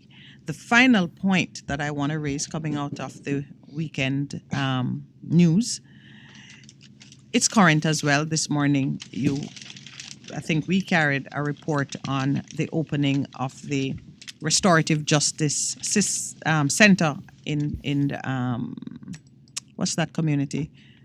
Pembroke Hall, I think. In Pembroke Hall, right. I want those citizens who have a heart to help and who are concerned about peacekeeping in the communities to give consideration to including themselves in this business of alternative dispute resolution in your communities. I am going to find out for you how you can seek to be trained as one of the facilitators. There are, dispute resolution centers across the island. It's a pretty penny to be trained as a dispute resolution person. No, this is as a facilitator. Okay. The government is pushing it as one of the strategies to, one, reduce the pressure on the court system, two, I think, build better relationships in the communities. And they are looking to induct. It says here, close to 100 facilitators will officially be inducted this week. So there are centers across the island. I think they said 19 of them, one in each parish, and is it 19? However many, but there are centers across the island. Currently 18 justice centers are located across the island, with at least one in each parish. He explained, this is Minister Chuck explaining, that a new center is being opened in Pembroke Hall with the aim to open another center in Greenwich Farm by the end of March. And I suspect that the centers can be facilitated in church halls and maybe school rooms until official centers are built to accommodate the needs of the communities. The important thing is there is a system of alternative dispute resolution. Instead of bringing complaints through the court and being a part of the backlog, there are different ways that one can have their disputes mediated, and it is an excellent way for mature community members to get involved in the life of the community and bring peace. It could be an alternative suggestion. Remember, there's a person who speaks about defending in the community, mature people to help the police on the ground. Yes, it's another way of arming yourself. But with other alternatives. Different tool. I want to raise the point to you taking limbo concerns over long delay in appointing a permanent president and chancellor. Vassiano resigned in 2019, didn't see to extend this contract, and now we're in 2022. What's taking so long? So there's a person acting. Yeah, Gills is acting as president. He's deputy president, but deal with that. But cop held in scam. And it is said that she was suspended for alleged corruption while off duty, and she came back in 2021, and now she's an 18-year Jamaican police veteran, so she's been in the force a long time. You see the comment that one of her colleagues made? That how she make them catch her again. Disturbing. I know sometimes, let's open the lines and start the conversation. Sometimes it's just difficult to break. No, it's difficult. It's difficult to grapple with some of the issues that are on top of the brain, because we now have. It's like the mistrust is widening. That distance is increasing rather than shrinking. When you see a headline like that, this is a police officer who, she didn't even seem to know that she was under surveillance, because the level of evidence that the extent of the allegations. She was traveling to the U.S. back and forth. Money was going into accounts with her name on it. She was shopping and spending, and it was obvious that she was being watched. Yeah. And she was going on, and it seems that the connections to a very, very serious crime. And then this is important. Access denied. Lobbyists called for urgent changes to ETI law to boost transparency, accountability, and it's Jeanette Calder, Executive Director of the Jamaica Accountability Meter Portal. We need to get her on. Yes, we need that to has get her on, been that's because she said it's nearly 7 months ago, asked about expenditures of almost 1 billion by two public authorities, the Kingston and St. Andrew Municipal Corporation and the Department of Correctional Service, had been flagged by Auditor General, and up to now can't get any information as to what has happened. And she's saying they need to make changes to the law, the access to information law, so that you can boost transparency and accountability. whistleblowers. Where are my whistleblowers? You need to step forth. They're gonna be We're calling them out because all the systems that are established by the government institutions are really not meant to betray the wrongdoers in government. So you do Access to Information Act, and it becomes a sticking point. So you appear, it's again virtue, the appearance of virtue over the actuality of it. So you have the Access to Information Act, and that looks good. You can write to the United Nations in your United Nations report and say you have all these structures in place which are meant to give persons confidence in the and system. Transparency and accountability are things that you honor, but then you can never get anything out of it. Or they write, when you write and you get cute answers that amount to nothing, or they just don't pay you any attention at all, and you now have to consider whether or not you should engage a lawyer to get information which is public information and which ought to belong to you in the ordinary scheme of things. So all of those persons truly interested in getting to the truth build relationships with people in the various organizations and encourage them to speak truth and use the provisions in the law, such as the Protected Disclosures Act, to get out the information that you need. That's what I say. Until we put the right people in a place to make decisions in a responsible way. This government wanted to change. What did they want to do? They wanted to increase the time that they could access to keep information confidential.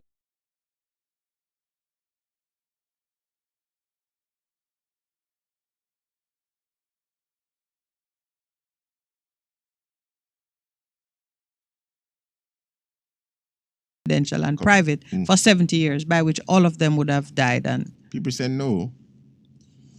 And there was a in fact, I'm trying to remember what happened, because they will go ahead and use their majority and make these changes, and you only when they are using it, as a trump card, what has really happened. Please remember, the lines are open now. It's time for you to call us. Can we resist making mention of this, my friend? On the front page, this young man who is being described as a gentle giant, who they say struggled with controlling father, and obviously some mental health issues are current. That's what is associated. Killed his parents. Yeah. It is sad for everybody. And there is a picture of him. Just know, as parents, you gotta be so careful with your children. And I'm not making any judgment against the dead parents. But children can be so fragile at various points in their life, and it's our responsibility as the adults in the relationship to provide the support that they need to attain wellness. Described as a teddy bear-like son who became increasingly reclusive and is alleged to have slain his parents in St. Catherine last Friday. He wrestled with psychological turmoil from a controlling father who ruled the household with an iron fist. Persons with intimate knowledge of the family have disclosed. Yeah. Wow. Yeah. It's hard. And the father was a churchman. With a minister of religion. Mm-hmm. Let me tell you, there's no joke, when it's in Ephesians, Paul writing to the Ephesians, the church says, don't provoke your children to wrath. Father is who he says, and fathers, provoke not your children to wrath. I jokingly refer to it all the time and say to Lowell that notice it don't say mothers, because mothers don't provoke their children to wrath. It said fathers. I'm saying it's not true. You do know it says fathers, Yes, right? I know. I'm just saying, Mhm. but some of the times, and one of the anthropologists in Jamaica, that's Herbert Gale, has said that a lot of the problems that we're having, seeing that we have a lot of homes that are led by mothers, that a major problem, root of crime is how the mothers treat their sons. He has said that. Mhm. Probably should have him one on to talk about that too. If he were Miss Herbert, he wouldn't say that. Based on his It always. research. I mean, it's really typical that the mothers get blamed. There are some issues that come out of mothers being both mother and father. True. But it is really a terrible thing when the blame for it gets laid at the parent who actually shows up. The blame? The blame for the dysfunction is laid at the feet of the parent who actually shows up. So she's the only person, or it could be the father too, but she's the only person who's there. Say if anything, Yeah, but come back, you could say that it is the absence of the father that That's creates true, the that's problem. true. We have a call online. Morning caller, welcome. Morning. Good morning. Huh? Good morning to you, sir. Welcome to the Morning Connection. I'm fine and kitchen. Solution, man. All right, solution man. Which one you gonna address first? No, I just saw a little clip myself on Facebook a while ago where a month ago a lot of people are losing money in their account. Meaning the banks are there's two bank charges. They're losing it how? Come up because there's a voice note a while ago. I listened to this gentleman and said, boy, originally them have a device where them put in the machine. Oh, you mean okay? This is at the ATM. Yeah, where them hacking your thing. So it's hackers. Yeah, so some people give some like testimony a while ago where really happened to them and I said, boy, it's not right now. I really because they lose them salary plus them fees. Wow. So we have to be so careful. Yeah, we have to be so careful. Oh, you have to be really careful because some people are surprised and they them have to get the money and put it on a mattress. But put it on a mattress I want and the robber come in Mm-hmm. Or the house burned down, that poor family in, was it St. Mary? Their 4-bedroom house burned down, money, papers, everything gone. And I remember thinking, boy, to the persons who say, hide your valuables in your house, between the thief and the risk of fire, you are equally vulnerable. Yeah, man, in the Jamaica National, because Jamaica National Bank needs African. I mean, a young girl coming in one man, he like him give his father send money for the little girl to go to school. Yes. And one man, and she come in, all her money gone. From the account. But you know that the banks will cover you for losses incurred as a result of illegal access to the account.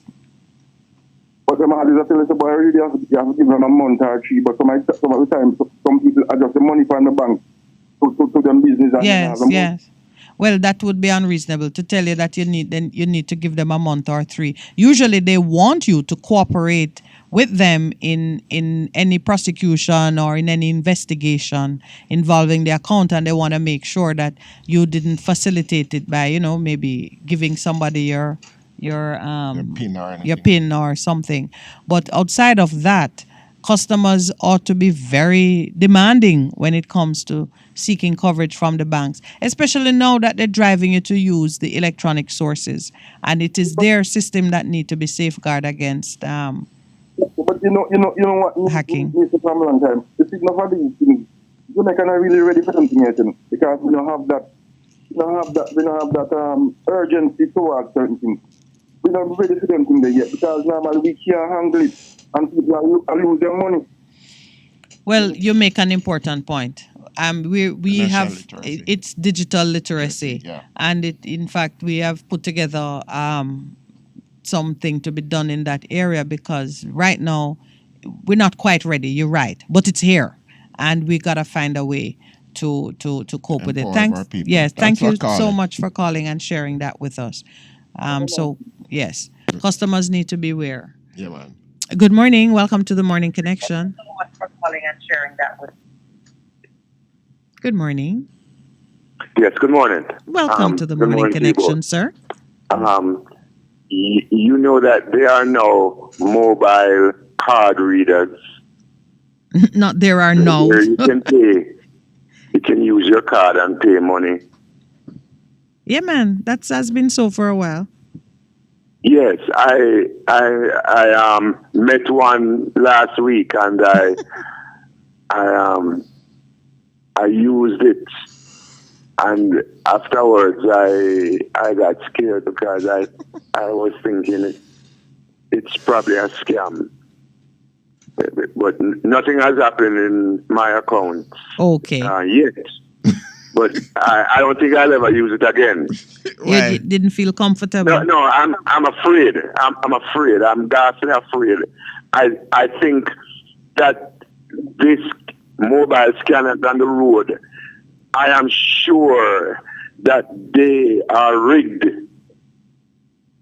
Well, I wouldn't be surprised if they're rigged. But so let me ask you this.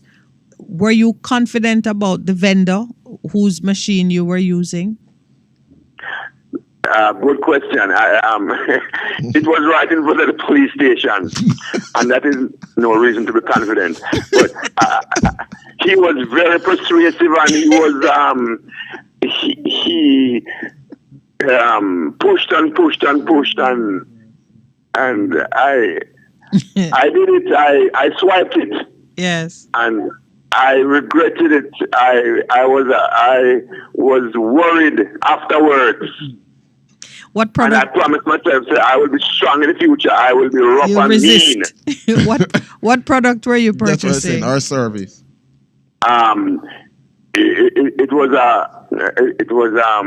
some little tool. One was a pack of screwdrivers and shaver, a face shaver. I know. Shaver. Yeah, man. I know what you're talking about. But it is. Oh, so you're saying you have met such vendors before? Oh, yeah, yes, man. They're all over the yes, place. When you go to the. But can I tell you how deep it was getting? Because one company was working with us because we were setting up the LTE network to allow newspaper vendors, vendors in the food market and so on, people who trade on the roads and so on, for them to have these readers so that they could do tap and go transactions, and you wouldn't have to have money while you are on the road or doing a business that have you moving up and down and vulnerable. It's commonplace in Kingston now. The guys who deliver products, whatever thing, you have it. You can pay. You order and you pay. Yes, I can see the use of it and so on, but the whole thing scares me. Okay. And I guess it's not you alone, because that must be the position of a lot of people who are not used to the technology as yet, but it is here and it is coming. It's not going away. And it's important, that we develop an understanding of it and how best to safeguard or accounts, because there are ways, there are simple things that you can do. So, for example, one of the things that we practice is 2-stage verification for various transactions. So when you tap, it before the money comes out of your account, a message has to be sent, maybe to the same phone, to your phone, and you confirm before you complete the transaction. And those are things that might become necessary as we work our way towards greater comfort with the technology. Yes, the public should have that advantage. Yes, yes, for our protection. Yes, that is true. And one thing that's scared, one reason that makes me scared is that your last caller, didn't your last caller say that the accounts are being hacked? Access to the ATM machine now. Accounts are being hacked, but you see, you have to set up the way. For example, with the one across the police station, somebody nearby would have to have a scanner at work in the area that is picking up the transactions, and it's a little harder to do it with on a purely digital network. But there is some technology and some effort involved to be kind of scanning, like you'd need a radar, like what kind of the same technology the police use to see who's speeding. You need to have some technology engaged in picking up the signal and then using it to duplicate and hack into your account. But people know how to do it, and really motivated persons can get it done. Still, there are ways of ensuring greater security so that, All right, my brother. Welcome to the high-tech world. Is that the banks are not going to have any mercy on you, you know. Well, when the theft occurs out of their system, then it didn't happen on your watch. So usually when hackers pull money from an ATM and it is clear that it's not you who really take the money, then it's a criminal case and there's a procedure and so on. But persons need to know their rights and know how to press for it. We're at the break point. What is it now? 8:30, 8:31 actually. So I gotta leave you, but you have a nice day. Yes, the engineer is nodding his head. We have to take a station break. Come back. All right. We'll be right back. What should a taxi service do for you? On-Time Taxi Service is more than just a ride to the other side of town. They offer clean and spacious vehicles, reliable service, and promise to always look out for their customers. They'll come when you call and take you where you want to go on time. You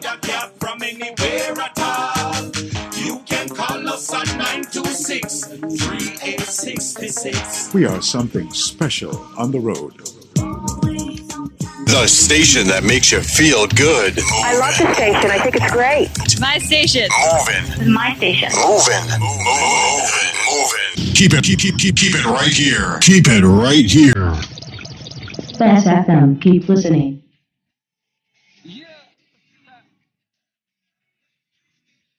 Turn it up a little bit. Right there. Hey, am I listening, crew? This is your late afternoon companion to Chickaloo on your 100 FM dial. Make sure you tune in and turn up every Tuesdays from 5 until 7 p.m. for OTAWTL. That is On the Ear with me, yours truly, a program that will leave you inspired, entertained, and informed. With the credit giveaways each week. Street Link, where we go in the streets to find out from the people what is hot and what is not, and so much more. And guess what? You can now voice your birthday shout-outs on our WhatsApp line at 876-438-9442, and we'll play them live on air. So what are you waiting for? Turn up Tuesdays from 5 to 7 p.m. right here on Best 100 FM, the station that is sizzling every day.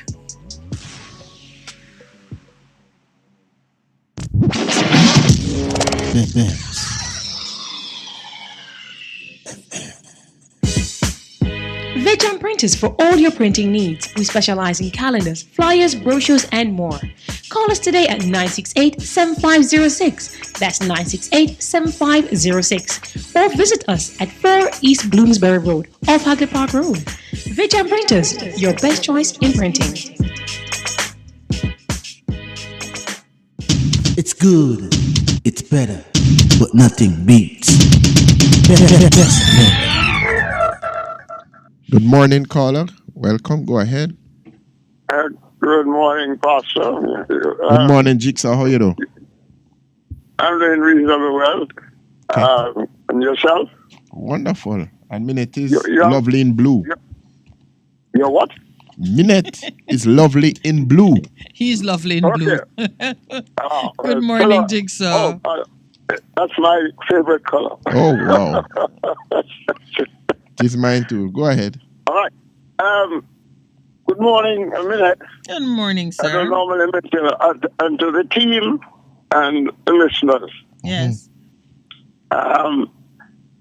In terms of wages for labor. Yes, go ahead. I don't understand what the gentleman was saying, or I haven't read the article, but I'm just going by What I read. what I heard commented on. I mean, we're in the 21st century, you know, right? Mm-hmm. And we come off the plantation a long time ago. We can't take up plantation mentality to organize production. It's about production. To get a delivery of improved production or organized production so we can produce what we want. And I get the idea that he's talking about minimum wage. Minimum wage.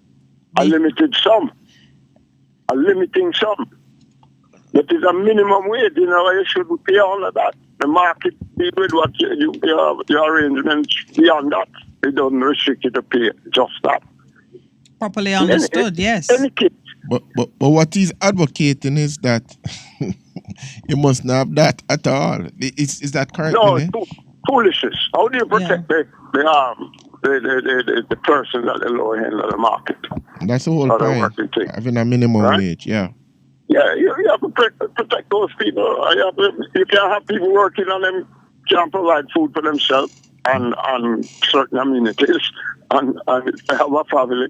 You know, you're driving them to go take up the gun or several guns. Yeah, right? it was Anyhow. it's a mysterious kind of No, recommendation. it's to relook at it and brief himself properly. All right? But from my little look at it, I can identify.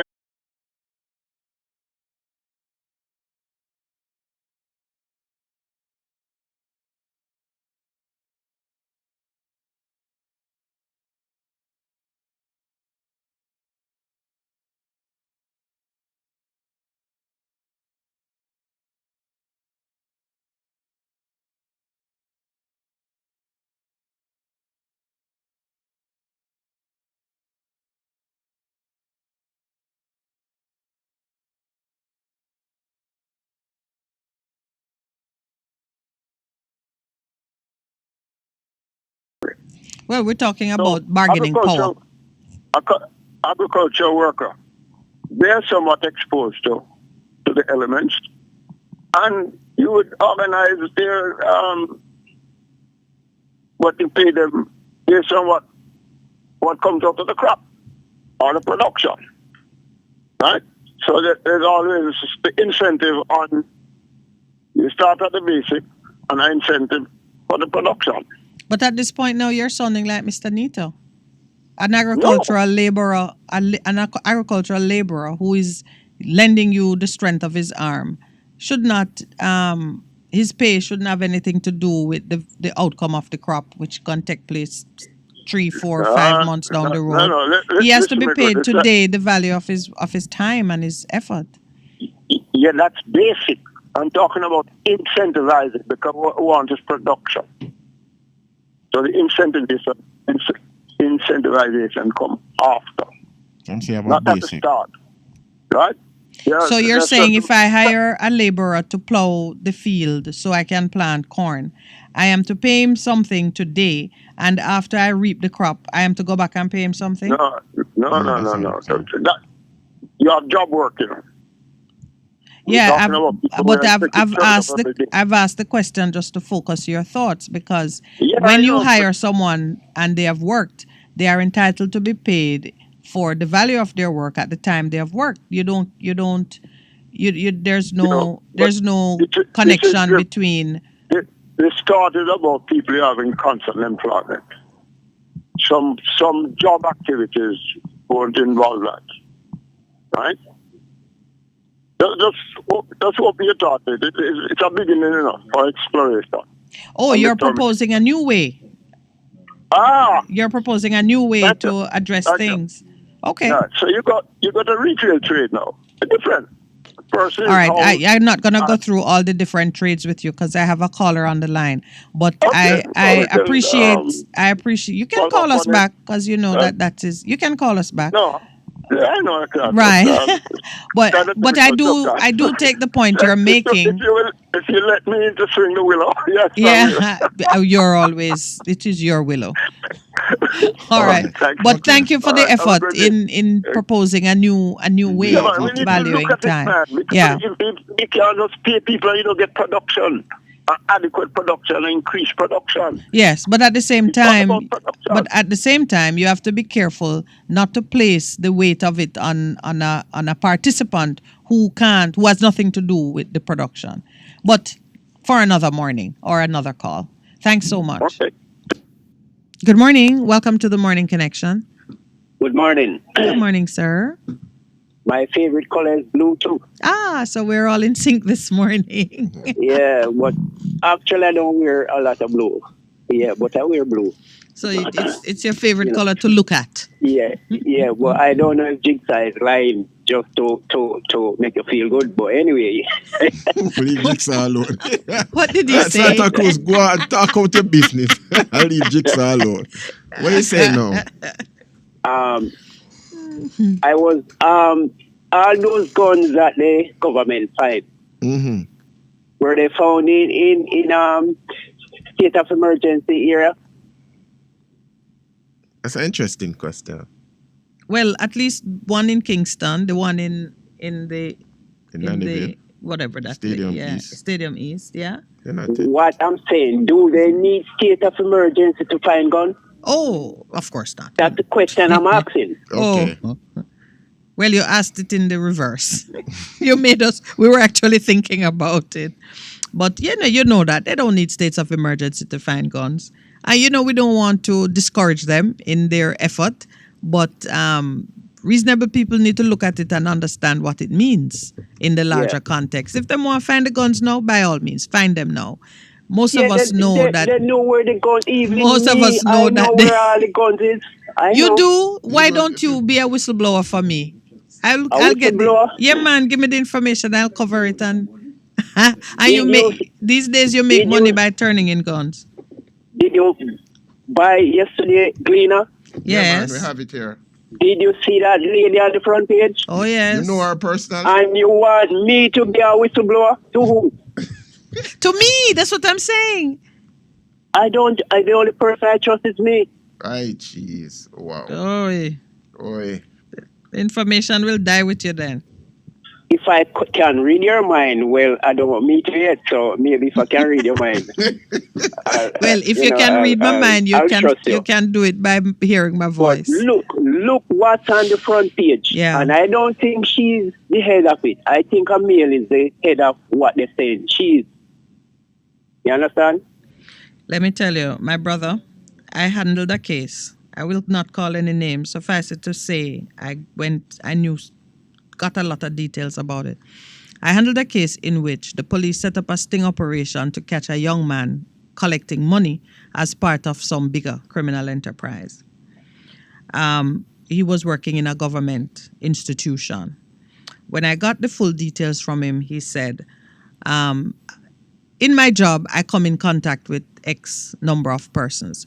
One of them said to me, collect this thing for me and give it to a senior person in the same government institution.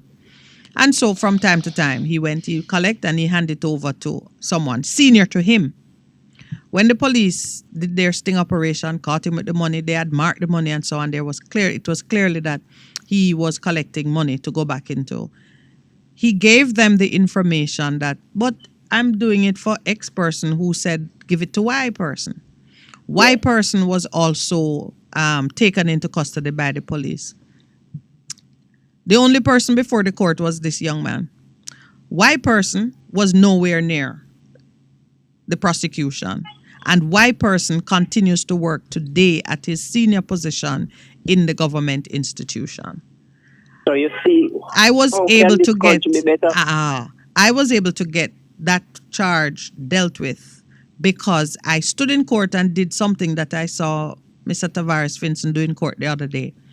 I made it known to the court and on record that I would be requesting disclosure of the statement taken from Y person, because if Y person is not an accused in the box with my client, then Y person must be a Crown witness.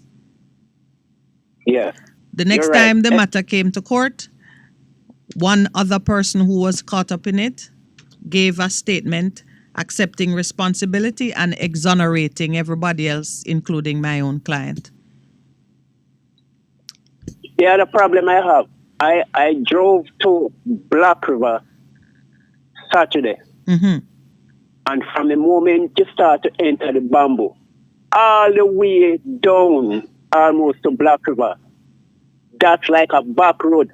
It's like a back road. Yes, the surface has been almost completely destroyed. Yes, especially in the bamboo, that's a tourist attraction. Yeah. How can anybody drive on that road? Mm-hmm. Plus, you always have ambulance heading to the Black River Hospital all the time. With injured persons, sick I persons. tell you, this road has been in a bad condition from ever since. Yeah, the last time we went through it, the surface was like totally pitted. How long now did you went through it? That was probably sometime last year, maybe at least 4 months ago. Well, it gets worse now. I'm telling you, I've never driven on a road like that in Jamaica. A main road, it's a major main road. You know, earlier we were talking about members of parliament having real authority to do things in their constituency, meaning they have the money and they have the decision-making power. It really ought not to be. What you're describing should not be so, because that corridor is important to the economy of the parish. Yeah, there's a major, I'm going to cut you now, there's a major bad spot just before you reach to the turnoff to Wyatt, going west. For the past 2 months, there's a big one. Every vehicle have to come to a complete stop to go through that spot. And nobody fixes it. What happened to JT or Flight Green? I'm not sure which one is the MP for that area. Yeah. It's one of them. It's three of Frank with it is dangerous, and I want this guy that always call Jerry, that call himself Taliban. He's a big labor rights activist. I want him to call Jerry today, because he could be with me now and tell Jerry who is the MP, so I can get to that guy. All right then. Okay, my friend. All right. Have a nice day. You too. We have a call online. We do. Okay. Good morning. Welcome to the Morning Connection. Good morning, my sister. Good morning, sir. How are you? I'm good. Good morning, Pastor. Morning. How you do? Just before you start, he asked an important question, and the state of emergency have been St. Andrew South, Kingston West, Kingston Central, Kingston East, St. James, Hanover, and Westmoreland. Just to answer his question, if a state of emergency. So Kingston East. Yeah. Where yeah. Yes, Pastor. Yeah, I just want to get something off of my mind. So the chest radical. What's that? On Saturday, I was traveling on a JCC bus. I got on the bus at out by the plaza. Portmore Plaza, right? Right, man. Yeah, man. When I went on the bus, there was a lady preaching on the bus. And she was on the bus preaching, and very annoying, and the thing loud, and and she had on a mask, and she had the mask below her chin, and and was preaching. And I said to her that lady, you need to put up your mask. Put up your mask, and it is illegal for you to be preaching on the bus. That is illegal. And the bus was seated. The bus was seated. Everybody was seated. Almost everybody was seated. And the whole bus take me on, Take you on? Yeah, man. Almost everybody on the bus take me on. What were they saying in defense of this lady? They were saying that was the lady's right to preach, and I am ungodly, and so I don't believe in God, and God is going to kill me, and all them kind of things they were saying to me. But God not going to kill you, Enlighten. I know that, man. That trouble me, man. But what concerned me is this type of society that we really have, because that lady couldn't go and not for the express to preach, you know. Why do you think that? They would not tolerate her. So am I not privileged to get a comfort, a ride in peace to go wherever I want to go, or if I live near somebody that play music loud, and am I not entitled to those things? All right. It's a very important question you've raised there, and there are a couple of things to bear in mind. One, I'm not sure what the rules are on the JUTC bus. It is public transportation. They usually say no vending, which really means no vending. I don't remember how they address that kind of spontaneous expression that involves preaching. But for sure, whether or not they say it, no person is entitled to interfere with your enjoyment of your fundamental rights and freedom by the way in which they exercise their own. So the truth of the matter is, if you were truly offended and felt that it had gone beyond the pale, meaning you protested and she didn't stop, did she stop? No, man. We're saying by the time she preached, because everybody was in agreement with her. I'm trying not to laugh. But now we come to the other matter. We are in a democracy. And in a democracy, it is the voice of the majority that usually carries the day. But even the minority still has its protection. So and that's what bothers me. That's what bothers me with Jamaica, you know, because if you notice, the reason why a lot of people some people commit crime, you know. Yes. Is to escape the tyranny of the majority, you know. Because if you live in a community that the majority of people are of certain behavior and certain way, with a nice when you go into places like the bank, you don't hear no nice. When you live in communities like Pembroke and all in places, you don't hear no nice. And when you come up amongst poor people, the culture of the country, the culture of the people, it is making it difficult for certain people to live amongst them, you know. So you're saying people commit crime so they can move into quieter neighborhoods? A lot of times that happens. I'd like you to tell me one time. All right. They're stealing so they can move into, and killing so they can move into quieter neighborhoods. Not necessarily killing, you know. But people commit. All right. People commit corruption. Corrupted people come. All right. I should be able to live. No, you're right that people will do whatever it takes to move themselves from a low level to a higher level. Whether it is to change a neighborhood, get better job, buy a nicer car, entertain finer women, whatever it is that you aspire to that requires more than you currently have, you can find yourself taking risks.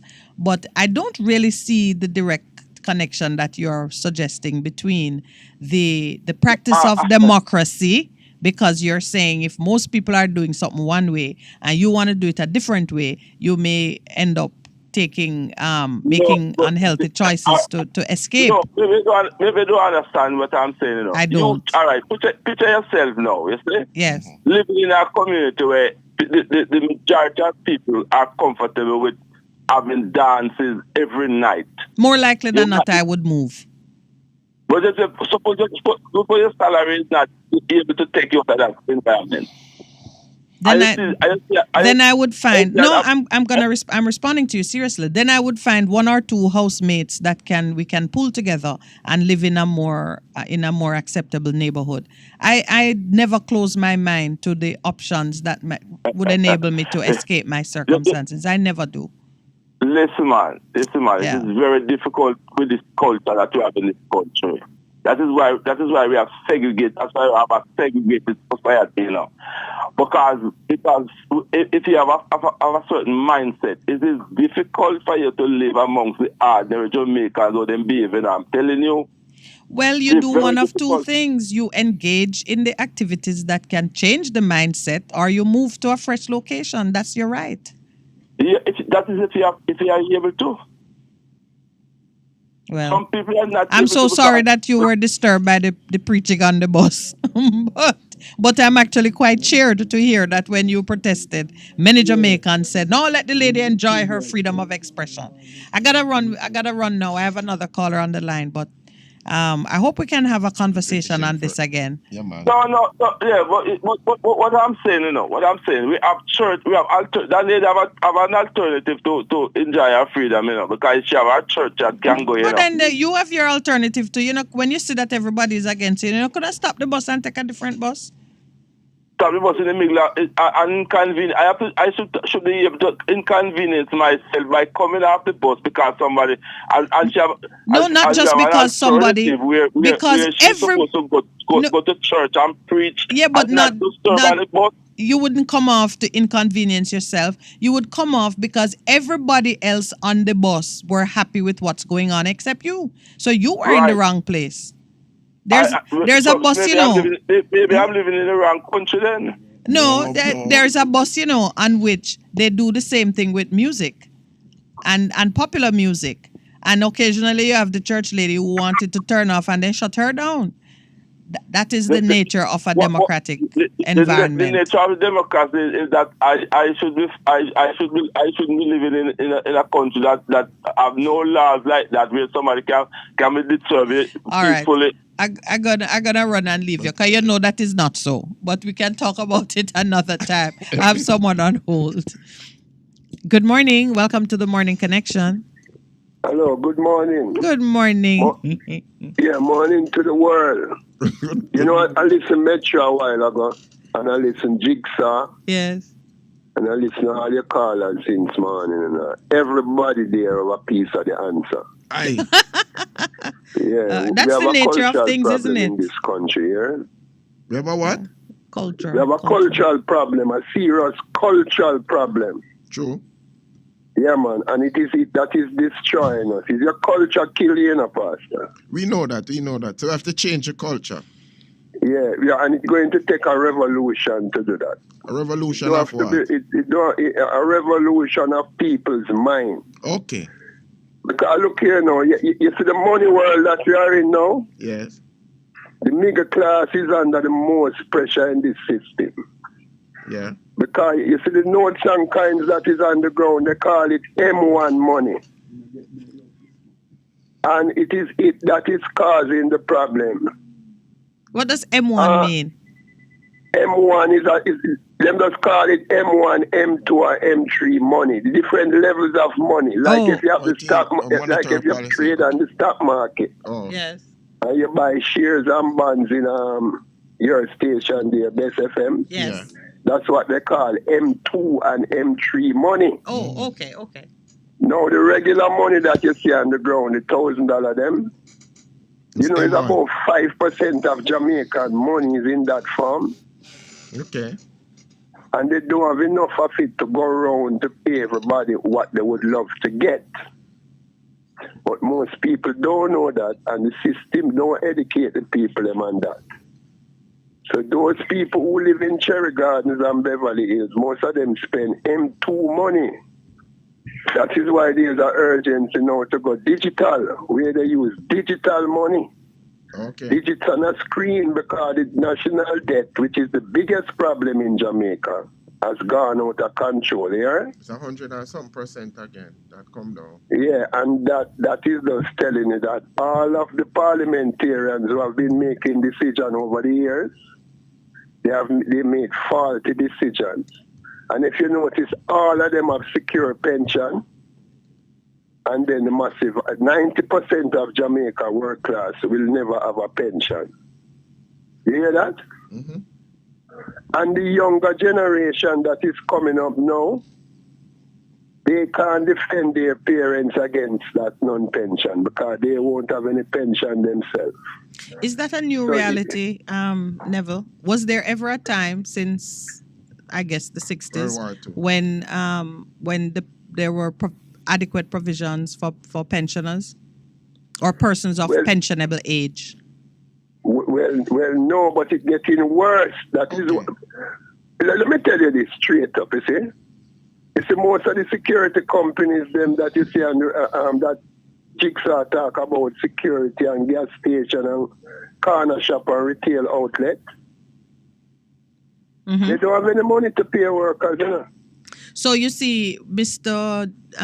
Chamber of Commerce President's viewpoint that market forces should determine wages would make nonsense of it, because if the companies would choose to pay you nothing or as little as they can, and you need to work, whatever your circumstances. You know what you have to do now to earn your money? Yes. Put merchandise in the marketplace. So get and the most of your communication through digital technology. And I'd better so that be. You don't have to do a lot of traveling on the road. Yes, I'd better be doing some serious things online as well, because the Jamaican marketplace and the power to spend wouldn't give me a lot of wealth, would it? No, if you know, when they say they devalue the money, every year they must say 157 record value and all that. You can't devalue money, you know. You devalue people. People and, yeah. True. That's true, because the money is just a meter for measuring. Yeah, but they're not going to tell you in the news that they devalue your labor, you know. They're going to tell you that they devalue the money to use reverse psychology on you. Because they mash up the thing, you know. It's a culture as well. Metro does say it's a mindset. Well, you because know, these politicians, Andrew Holness, for example, right? The Prime Minister of Jamaica. Mm-hmm. Why him need more money? Why him need more money when him have a secure pension, which is him pay till him dead? Talk to me about that. Well, the reality would be that the value of his pension, I guess, will decrease over time. No, the Prime Minister's pension is indexed to the inflation. Yeah, that's what happens. Yeah, so that's true. Portia Simpson and Andrew Holness get the same pay at the end of the month. Okay. And you know why Portia Simpson is among the top 10 richest women in Jamaica? It's because she have a livable pension. Not because she have no whole heap of money, although she have whole heap of land and thing, you know. Okay. But what they're doing to the base of the population, like me, who down at the grassroots level, especially the African males, because the African males in Jamaica is the most endangered species. That's true. Our lizard safer than we. All right. Is that they never rate us from day one. They bad mind us. Because bad mind is the worst aspect of our culture, you know. That's true. Well, bad mind. And they don't want us to mature and go anywhere in the world. So they keep attacking us every day. It's we now, people with good conscience and good ideas and good mind, we have to come together and say, watch this now. I'm going to volunteer and give at least 4 hours community service every week in my community to see if I can help to change the culture. And change your mindset. Because volunteer work will pay off in the long run. You know. I call it legacy. Yes, it does. And that's an excellent suggestion. Yeah. You know, while listening to your program since morning, I had the 60 match question, multiple choice, with a guy who lives in Long Mountain. You're able to do it online. Through my computer technology, 60, and him get 44 of them right, and I do the 16 correction for him. Yes. And he's now up in Long Mountain, and I'm listening to Best FM in Portmore. Excellent. So you have to get involved with the technical revolution and the digital revolution. Boy, Neville, that is like the strong point this morning, because and we have to do what we can to promote digital literacy in our people so they can get the best out of it. The older you get, you know, Miss Minette, Doctor, Pastor. The older you get is the richer you're supposed to get, you know. True. Yeah. You're not supposed to have their business, man. I beat up your tongue every day, and when you reach 80, you're poor. True. Never. It shall not be. Shall never happen. No, I mean, that, you know, man. No. Right, We had a whole different plan, my brother. Thank you so much, Yes. Neville. Blessings. So just make we just try a new formula and the volunteer work and keep educating one another until the mindset change. Amen. Absolutely. Amen. I You love take that. care. You All take right, care, my good. brother. All right, we're taking the break or the other call. Oh, good morning. Welcome to the Morning Connection. Yes, miss. Good morning. Good morning. Good morning. Bless everyone. Pastor. Yeah, man. So, miss. Yeah, man, because the man said, well, I real thing because I have a song about, you know, a bad mind and cause most crime. Bad mind? So, them tell you, yeah, cause most crime. So, most clean and them thing that you say I want, you know. So, we don't, I have a song about them thing there already, you know, because enough jealousy and bad mind cause more crime. Tell them, say they mustn't cover and they mustn't bad mind. I tell them long time. Yeah, the Bible But call the it fact- selfish ambition. Yeah. Squeeze out another man because you want to progress. Mm-hmm. Yes, miss. But when we come to say now, Yes. we just come over there, so we never really listen to the program long. Come just on the street and I'm go over now. But we have to go somewhere. We just go take care. So, but we must say now, speak now. I want covering to everyone. No matter whether they are Bali or they are Rastaman, whether they are Christian. One covering to everyone. And one law. The law of God is righteousness. And if we deal with righteousness, it's not about us Christianity. In one covering to everybody. So if the people might deal with righteousness, when it's straight for righteousness, you have confusion. Because at that means God is not there to have confusion. So some people are going to fight and some are trying to fight. All right. Yeah. Sorry. Some people are trying to wear the and some are trying to side. So that's why you have so much confusion. Because the man say, if they on the bus, and if man, and if someone come hear the program, and the man say, the people who are preaching and talk about anything there. But me didn't know a long time, say, the man was not a man, because in every nation, we country, they will not know what they might live, they don't know what I'm doing. Righteousness. And we have to God. Righteousness. So they never write about God for a long time, I mean, know that. So Righteousness. Hold your brakes, my brother. Righteousness. Slow down, brother. Can you just turn down the caller for me, please? Slow down, my brother. Pastor is trying to say something to you. Remember we say now, you will make your point. Not take on the gentleman. That's how him feel. You're saying righteousness must be the covering that we have. And that will help everybody in terms of the confusion and move forward in unity and oneness. All right? So some people are trying to say and some are trying to wear. Right. And they get a good nation. So. I think Pastor is saying that your words should be righteous too. Yeah, man. All right? Yeah. Behave in accordance with your name. Yeah, that is the point for me I make. That's everybody believes that one live good. All right. War. Yeah, man. Good. Excellent. Yeah. All yeah, right. man. Next call. Thank you, brother. Yes, Do we have another caller? Good morning. Welcome to the Morning Connection. Hello. Hello, sir. How are you? Very well, thank you. Okay, yeah. Thank you very much. Who was the minister of education when the junior minister in education system when the scandal is broke? Who was the minister at that time? It was Mr. Fly Green. Hold on a minute. Hello? You know, Rusty, I think you're right. No, he wasn't. Hello, ma'am. Who was the minister? Hello, miss. Yes. It's Minette. Yes, sir. It's Minette. No, talk, yeah, man. Yes, I'm just asking if it was Mr. Fly Green was the yes, and he was shifted out. Minister with Mr. Reed. Mr. Reed, yes. With Reed, yes. And he was shifted out. You never know. You heard he was there and then he wasn't there anymore. Hello? Yes, Rusty, you were right. You're right. It was him when Royal Reed fell into problems. So you're supposed to have some question to answer on that matter too, you know, ma'am. Hello? True. I'm thinking about it. Because he was a junior minister there and when the corruption break, he was junior minister. So he's supposed to have some question to answer there. True. Hello? Yes, Rusty, Hello? we hear you. We hear you, you know. You're making a further point. Go ahead. Yes. That's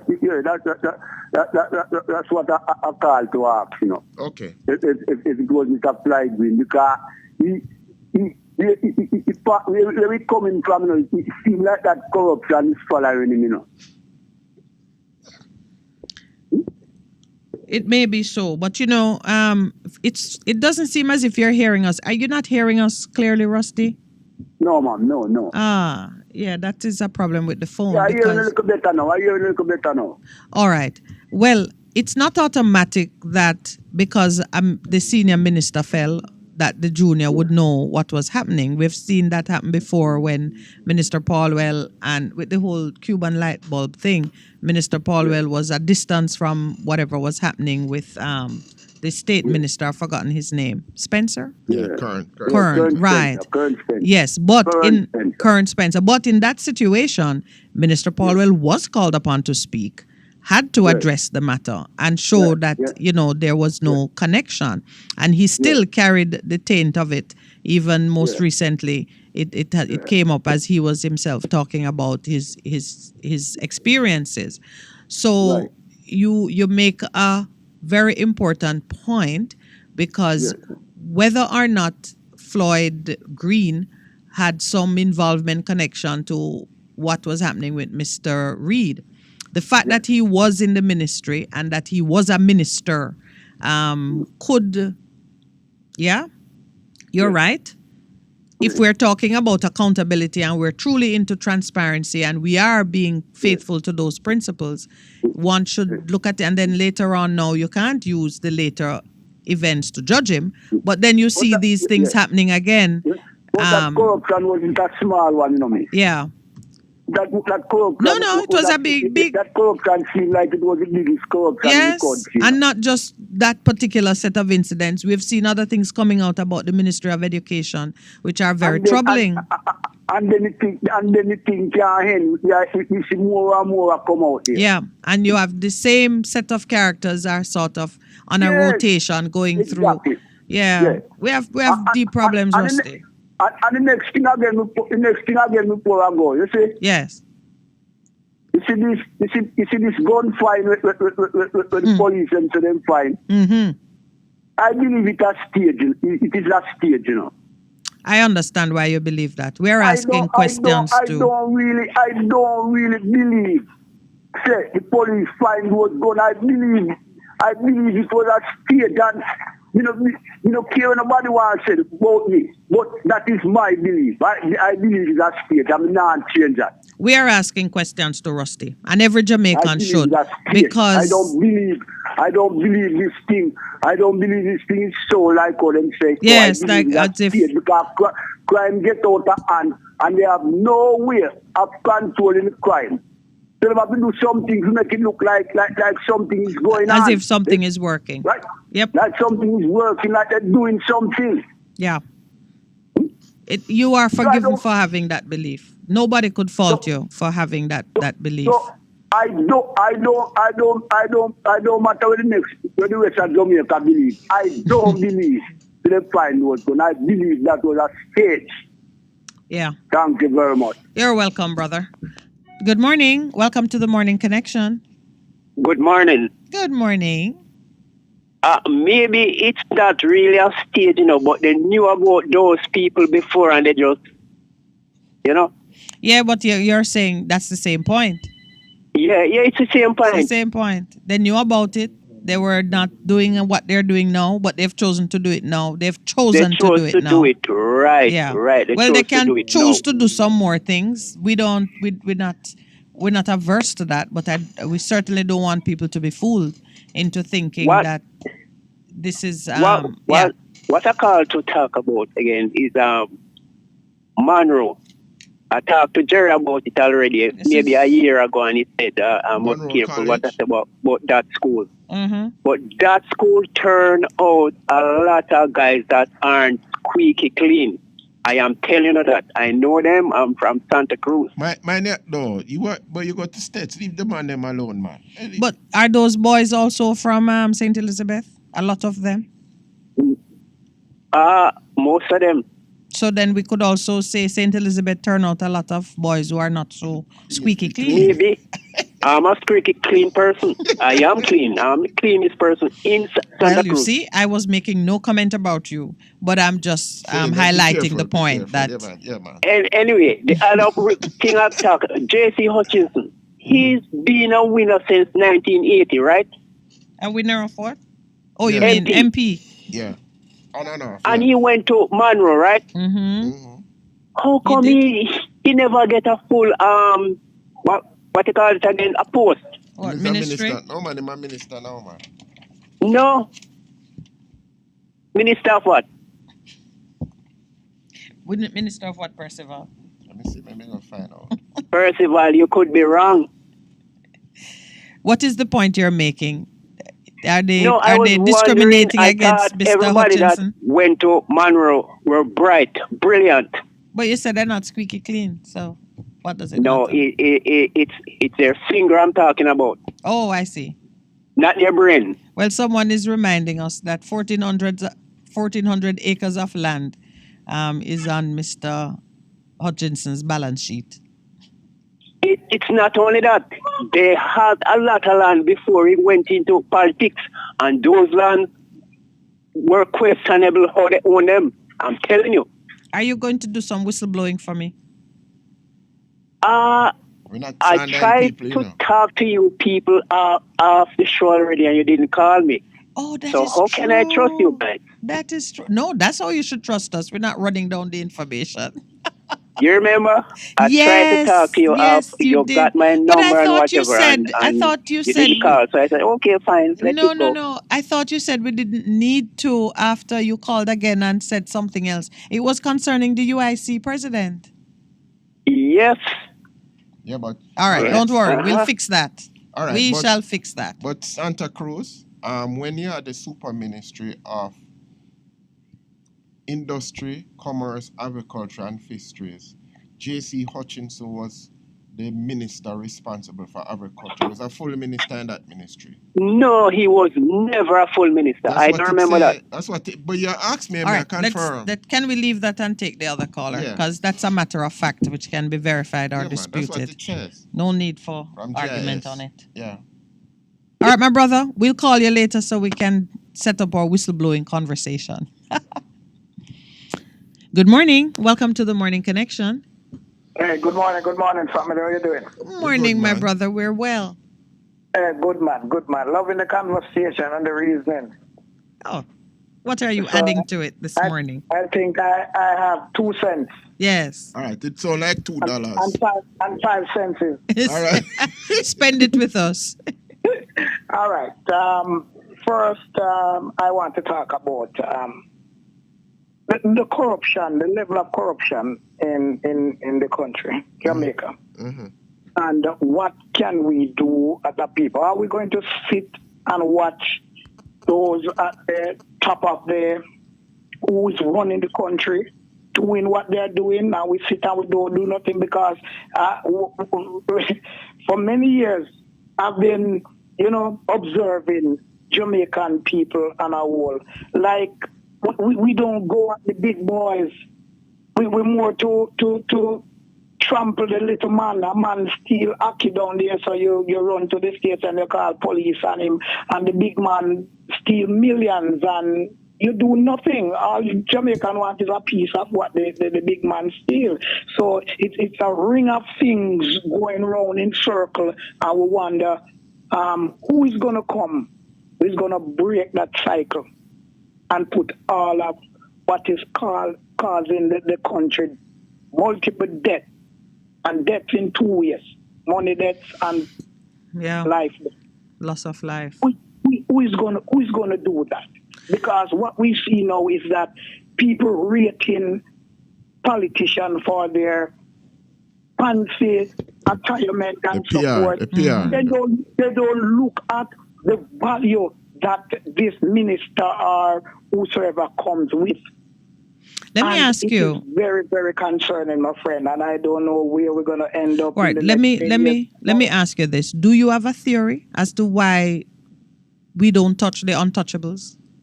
Why do we think that the big guys are above challenge? It is greed. Our greed? Greed is the culprit. Yeah, but whose greed? Our greed? Yes, both sides. The upper, the top, the man at the top, and the person at the bottom. So why don't you and I, who end up being dispossessed of resources, why don't you and I touch the man whose greed is so evident and whose greed is the cause of our lack? Let's put it that way. You have a theory? And that is why we're having this discussion right now. Yeah, man. So I want to hear your theory. I have a theory, but I'd love to hear, why do you think we're afraid of pulling down the big man? I said it to you not so long, and it is greed because. Yeah, but how does it work? The little man wants a piece of what the big man is taking. But we are far removed from it. When a minister of government takes $100 million, we down the bottom who might even know. What do you think? We're admiring him and we're aspiring to replace him one day? I don't think so. But we think we're gonna get a little bit of the money. Yes, that's your theory. Okay. Someday, yes. Okay. Yes. We think that we're gonna get something someday, and it is an illusion. Okay. It is an illusion. So I think I just said this to open up the conversation. Yes. I mean, right. The next thing I want to talk about is churches. Yes. That I believe that is very critical to our upbringing, our living, and so forth. And I think that religion and churches and so forth, it is dwindling rapidly. And one of the brethren there is a pastor. Yes, I heard that he's a pastor. Yeah, My father was a pastor. Yeah, he did not open a Bible nor even speak the word of God to me in no way. I saw him only 3 times in my life and so forth. I am over 50 now and so forth. I've been on my own since 9 years old. And I reached at a level where I am even a radio broadcaster, a TV host, and many other things can attach to my name and so forth. But so your father didn't live with your mother? No. He went abroad from early age of my life and so forth. Okay. And which it was when I was 21 I know my mother. Okay. Right. So it is not an excuse for anybody to say that because my father didn't and whatever. I didn't get that luxury and I turn out to be what I think God wants everyone to be. Yeah. So it's a mindset, it's the ambition, and what you gather from, looking at other people, because I learned a lot from watching other people, listen to what they say, how they live their life. How come this man speaks so good and is eloquent in whatever he's saying and whatever, and yet still he's living a different life? A man go to him and say, I'm hungry, and he runs the man. He wants 5 Benz or whatever. Yes. He goes, he carries in 7 figures money and whatever. And yet still you turn away this man who cry for hunger. So earlier, so earlier we were talking about knowledge of self and knowledge of God being 2 important elements to surviving and overcoming. It sounds as if you would agree. Yes. Yeah, man. Yeah. Yes. And finally, before I go, why can't all the churches come together as one? Because I was listening a religious station the other day, and I heard the announcer, in my word, bashing another denomination. The Sunday Day man. No, the 7-day man bashing the Sunday Day church. And I heard Sunday Day church bashing the 7-day church. Why can't all these people, including the Rastas and everybody, come together? Is it a problem for people to come together as one, knowing that the Rasta is going to say Selassie, the Christian is going to say Jesus, the Chinese is going to say Buddha, the Indian is going to say, is it a problem? But all are going to say love. Love is the key. All right. All of them will say love. That's the mission, my brother, to bring that oneness. And in fact, it is why we have these conversations, because we want to break past those barriers, the things that divide and cause us to be conquered by others, and focus on the central thing that binds us, and always that is love. I love you for calling us and for participating. Thank you for calling us In the conversation. And we're going to spend a little more time on that issue that you raised. Why do we take such pleasure and have so much energy to tear down the small man who is just like us, really, while the big game, the big fish or whatever, who could feed all of us if we take him out of operation, we're not touching him. Why are we? Yeah, what he's doing. Why are they untouchables? Yeah, and you have opened the conversation. Let me jump in this one before we Yes. go. The music, I am a music player, and I am telling Jamaica this. The music plays a great role in whatever the mayhem and whatever is going on in the country right now. And don't let nobody fool you. The music, the way the guys them sing the music, somebody will put in the lyrics that, oh, I come to your house, I don't see you, I see your mother, I take your mother, whatever. That is what is going on right now. We need good music. Yes. So that's a nice note on which to part, because we actually, I thank you, my brother. Stay tuned and see what we do with the wisdom that you have shared with us. Thank you and have a good day. Same to you. Good. Listen, that last point about music. Is that important? And when you say music, just extend it to culture. Yeah. I know you and Neville, you're talking about, well, as you know, the culture can kill, the culture can elevate. The cultural expressions of a people, that is the rudder. That's the little thing that you use to turn the big ship. Yeah, and if you change your culture, a lot of things will change in this. And Absolutely. it talks about music. Yeah. Music comes from the Greek to muse. So what you think about, it becomes what you're considering.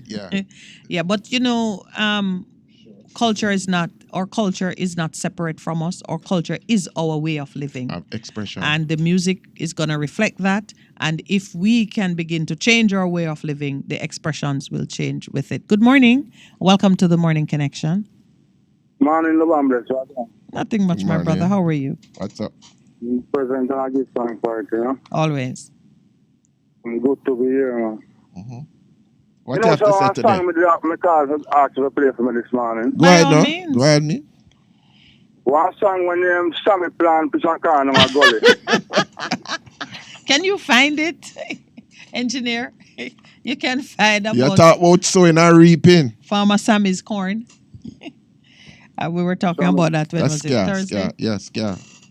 Yes, sir. Yeah, we shall find it for you. That song that we matched out all that we are talking about this morning, you know? The greed and the envy and the path that it takes you on in the crime and violence. Yes, Miss Minette. Thank you, brother. True. Thanks for that. Yeah, we're going to reflect on it a bit. Perfect love, yeah? Perfect love to you too. All right. That's total fair. All right. To my brother's point earlier that we don't tear down the big guy because we hope that we'll get a bit of what he has stolen. That's one perspective. How we get to it, because he did say it is an illusion, and it really is. But you know, two things have been on my mind. One, because we've been under black leadership for some time, we've had multiple black prime ministers, and or most of our members of parliament are black and so on.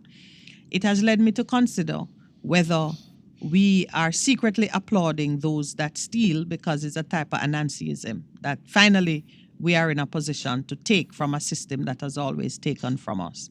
I wonder to what extent... if it is in our psyche. There is that.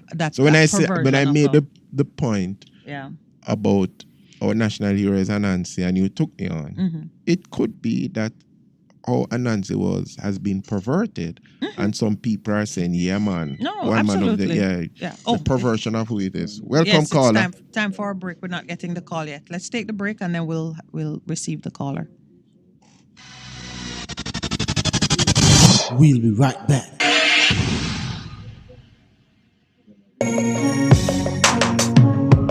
Looking to clean your vehicle super clean? 123 Clean Car Wash, located at 2 1/4 Osborne Road, Kingston 10. Entrance on Grove Road, below Tropical Battery. They wash and vacuum, undercarriage wash, engine wash, polish and compound, shampoo and detailing. Call them at 876-631-3400. 123 Clean Car Wash, the best in the business for a cleaner wash.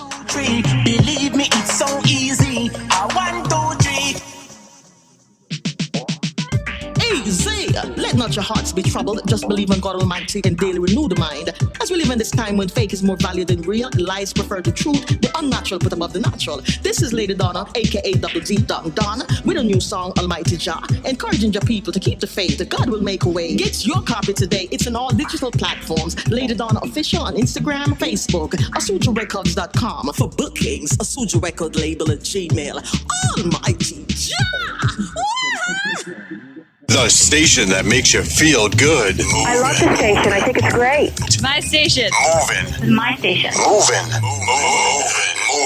Keep it right here. Keep it right here.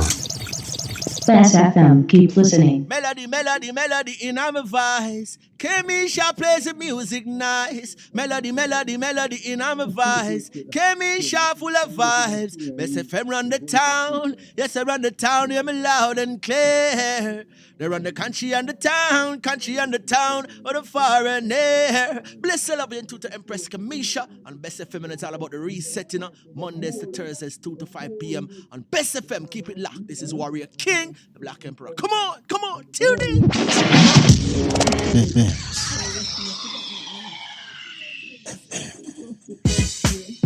Vijam Printers for all your printing needs. We specialize in calendars, flyers, brochures, and more. Call us today at 968-7506. That's 968-7506. Or visit us at 4 East Bloomsbury Road, off Hagley Park Road. Vijam Printers, your best choice in printing. It's good, it's better, but nothing beats. Welcome back, caller. Thank you for calling us. But just to confirm, one of the callers had said that Floyd Green was the Minister of State. He asked, and it's confirmed that Floyd Green was the Minister of State under Royal Reid. Yeah, so you it was did confirm it at the time. Yeah, anyway, morning. Good morning. Good morning to you and the pastor. Yes. And to the listeners here at home and abroad. Mm-hmm. Thank you. I have about 2 things quickly to deal with. Let's get them. Go ahead. One is on the crime factor. We in Jamaica have cut down the exportation of, let us say, ganja and the transition of cocaine to an acceptable level to the United States and England, where they have even given back the government incentives. It's been cut way down. The amount of surveillance, marine and otherwise, is commendable to them. They have these high technology boats, Coast Guard, etc., and the U.S. is just 12 miles out there running around. So it's cut down. Ganja is cut down, reduced. Now, we are, as they say, we are the manufacturers, and it's transported through our waters. Yes. Guns and bullets and ammunition are not manufactured here. They come here from abroad. These countries who are telling us not to make the drugs pass through to their country. I have not heard of one prime minister confronting the issue to the manufacturers of the arms. The last man who made the M16, when he came to them with the MC to America, the American government told him that we're not using that type, we're using another type, and they came out with another gun. The man was left alone with his manufacturer. You hear what they said to him? I read it. I heard it. He said, okay, do what you want. Find another market, find a market for his manufactured goods. Yes.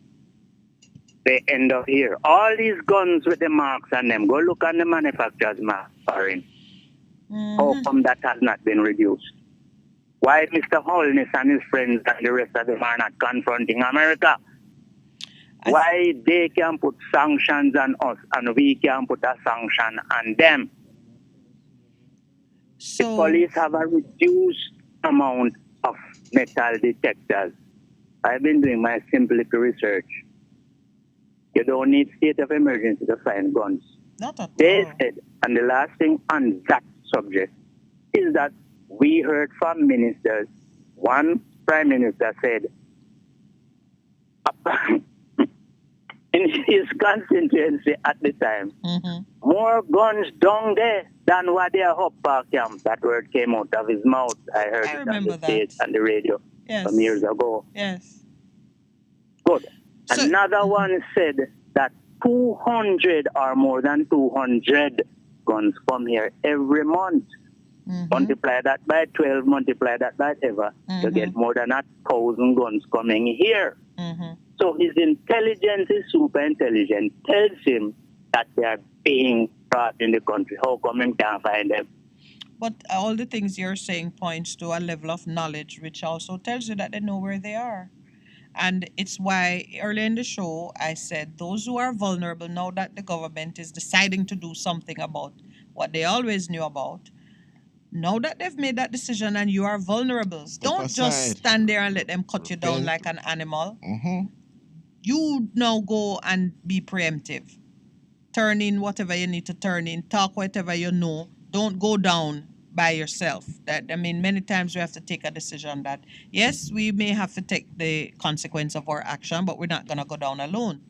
And it goes back to what the last caller was saying. Why aren't we touching the big guys or the caller before that? We know things. The people who have the guns know how they get it. They know how it is financed. They know the routes. They know how it gets here. Talk what you know. Pull down the big man who is only going to stay there and replace you with your son or your nephew or your cousin or somebody younger than you who is hungry for opportunities and for life. Boy, you raise things that every mature Jamaican should be asking and resolving to do something about it. Take action. Action. And you don't have to be no brave action, because now we say we have whistleblower law and we say we can take information on the down low. Give the information that you have and see what happens. We don't trust them, but there's a different way. Not the prescription they are giving us. We don't have to follow that. We don't have to follow that. Absolutely. There's always a way. And you know what? Don't worry about no libel. When you talk the truth and a libel, when you know what you know and you're prepared to stand by it, it's not libel. We need to be sure that we are protecting self. But if it's all of us, you think they have a grave to bury all of us? Is that I'm coming to, ma'am? Is that I'm coming to? The next thing, quickly. Yes. Is that every other country is confronting their leaders. Except us. Very, very significant. Every one of them. That's true. Except Jamaica. Except us. Well, there was a little sign of life coming very interestingly from the JLP camp itself, where the people said, Andrew, come take back Marsha, because you force her on us. I was really intrigued by that development, because these are the people on the same side saying, you've created a problem, you need to fix it. And would that become a national outcry, that we just demand accountability and let the chips fall where they may? Thank you, my brother. Your 4 points, I made note of them. One thing, ma'am, yes, very quickly, is that we need to know the exact amount or close to the exact amount that is in money that is involved in this Royal Reed and what's his name, Prince Pinnock issue.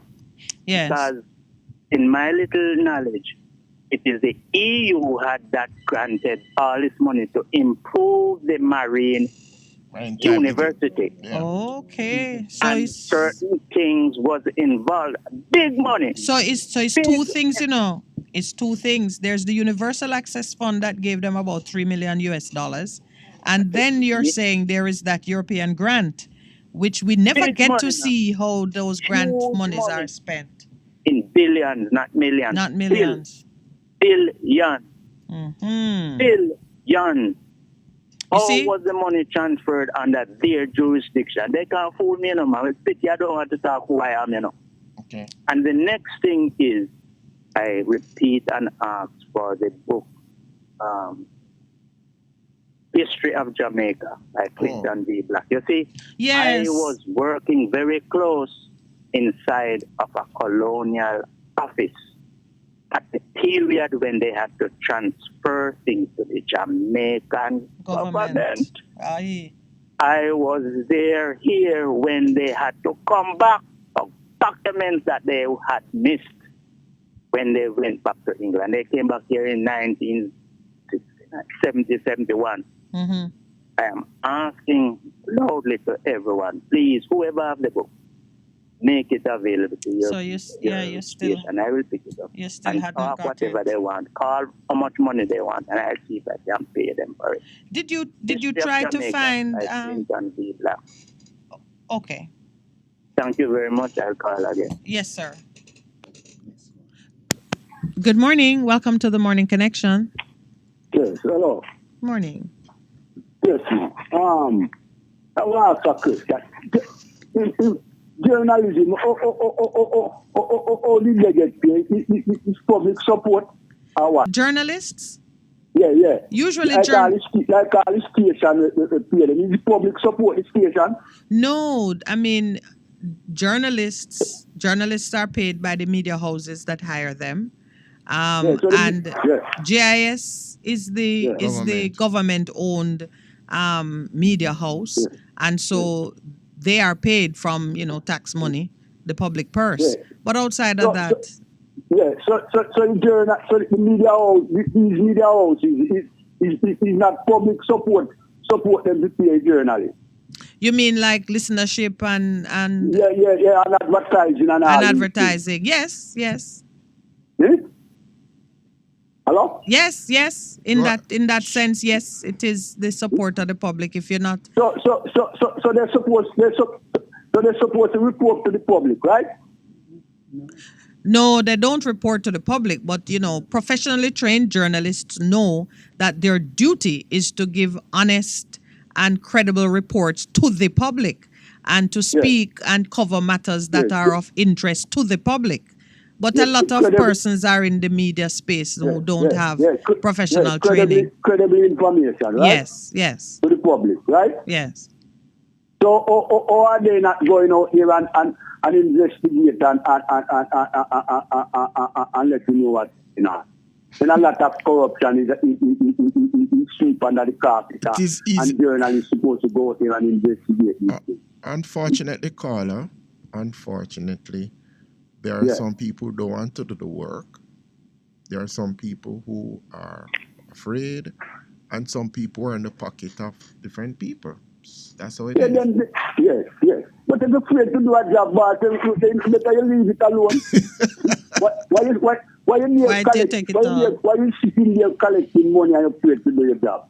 But Rusty, right now there's a demand for accountability and a call for information and a level of activism. But we're not getting that.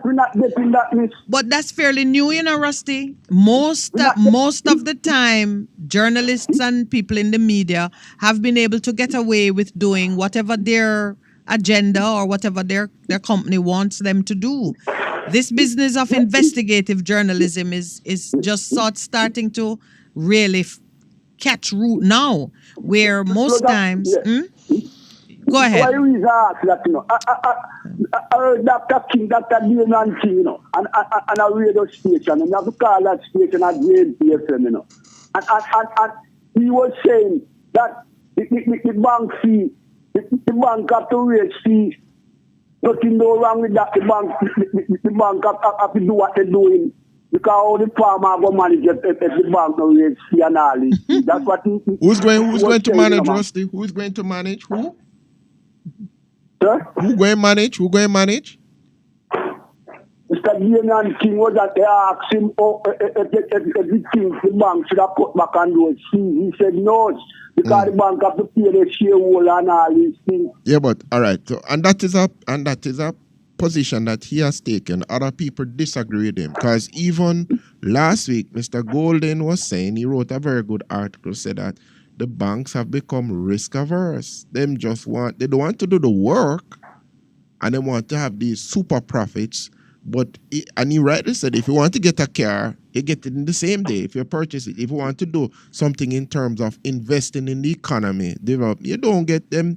Them hardly do it because it's so much easier to collect fees than to actually do work to generate income.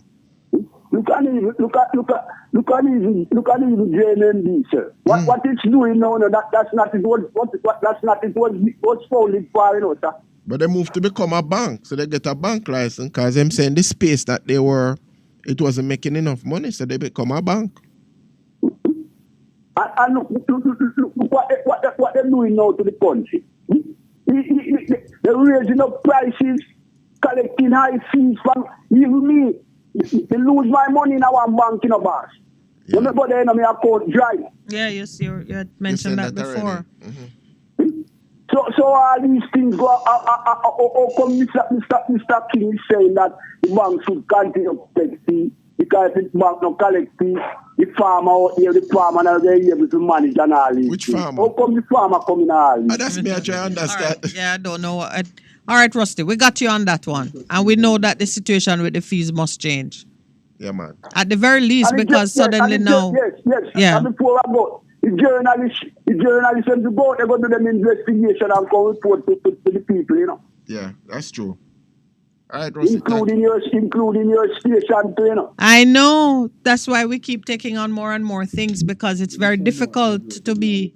Yeah, as the producer is saying, we need revenue behind us to support some of this work because you can't just do it. The station don't pay you to do it. But for you to be credible in the work you do, you have to step out and get the quality information that makes the dialogue sensible. Yeah, but that's how the station get a wider listenership, If people going out here and investigate and get incredible information and come back to report, they will start get money to run the station. True. People wanting people. Well, we are prepared to start. We are prepared to start here, Rusty, on what we have. That's why you see we're stretching the limits from time to time.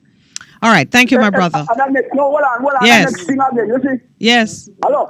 Talk quick. 63% is out here waiting. Who gonna get out these 60%? Yeah, tell your party, Rusty. 63% All right. of people. PMP not doing well, and the JLP not doing well. Good morning. Welcome to the Morning Connection. Morning again. Solution here. Is a question I ask you? Yes. This lady was on 18 degrees of Canada. Yeah, man. 18 degrees north. Yeah. That lady was investigating the Prime Minister. Yeah. Right. Did the Prime Minister sue her? Bring a suit again, sir. But I don't know what happened with it. If it was And for a time, I think her show was off, and then back again. It's back again, but perhaps with a new thrust.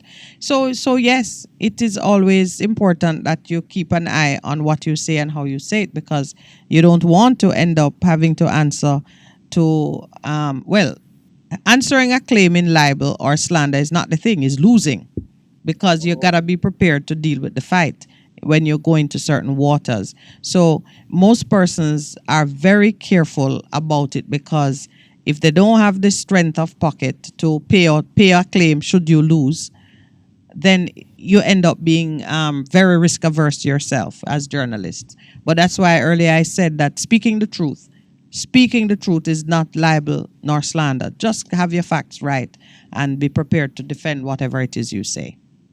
And the question, before I go, the question you asked why Jamaican people stand up and what the politicians do with the corruption. Mm-hmm. Sentiment. You know know that sentiment blind? The sentiment behind what? Sentiment blind people, you know. Oh yes, that is true. That is true.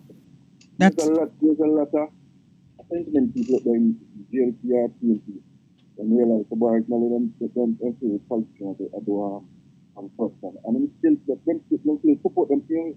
Yes, you're right about that. Whether it is some perverse form of loyalty, where yes, or it is love, or it's friendship, or whatever it is.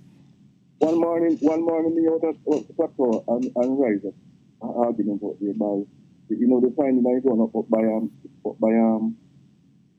stadium. Stadium, yes. And I was saying to the person, that's your old government. I'm here to look at the people and we was like that. They treat you like how they treat the brother on the bus with the preaching lady. They shut you down. Because I don't fit, I finish the argument.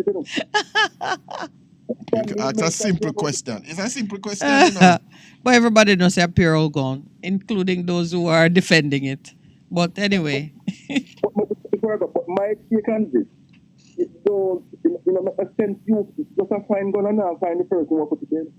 And it goes back to the other caller's point that we've got to be brave enough to confront the people who manufacture the guns, just the same way they hold us responsible for the transshipment of drugs and whatnot.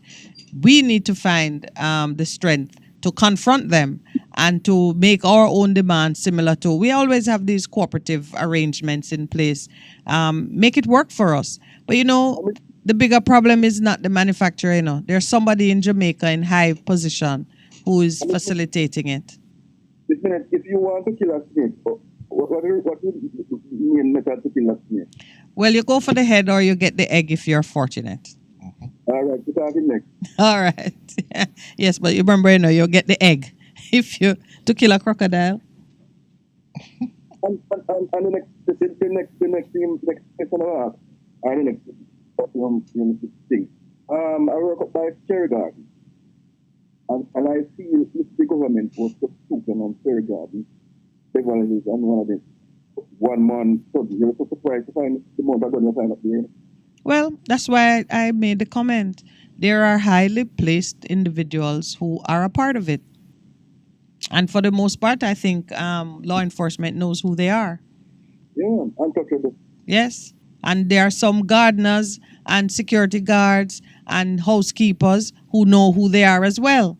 And we must develop the bravery and find a way to say what we know. All right, I've got the wrap-up signal from both producer and I'm going to say engineer too, though he's not looking my way. It's time to go. We're almost at the end of today's show, and we have to play Sammy Plant Piece of Corn Down a Gully, which I hope you have found. All right, so have a great day, my friend, and please stay in touch. All right. Thank you to everyone. This morning we had some lively conversations going. I appreciate the sharing on the chat. I couldn't share everything. Some of them I would have to get my own libel fund line up because it's hilarious. Anyway, thank you all. Those who have listened on the air, your support, your comments, and the sharing that we do here. I know that it is beneficial to the listeners. So thanks very much, producer, engineer, co-host Mr. Palmer. I thank you very much. Let me just say that we are going to be speaking with the Deputy Prime Minister of the sixth state of the African diaspora. He's a Jamaican, resident in Jamaica, and I'm mentioning it now because when we were with Maxine on Thursday, she mentioned that historically the ambition was for Jamaica to be the head of this African recognition of the diaspora, that there would be a government of this virtual state and it would be anchored in Jamaica. Jamaica is a very important figure in how these arrangements will go out for the future. So we're going to talk to Mr. Hugh Johnson, Deputy Prime Minister of SOAD. We'll talk a little bit more about it during the week because I am really looking forward to it, just to understand how this relationship with Africa can proceed, whether it goes through the hands of the government or it can go through the hand of the people, which is really where it belongs. Thank you again and have a wonderful day.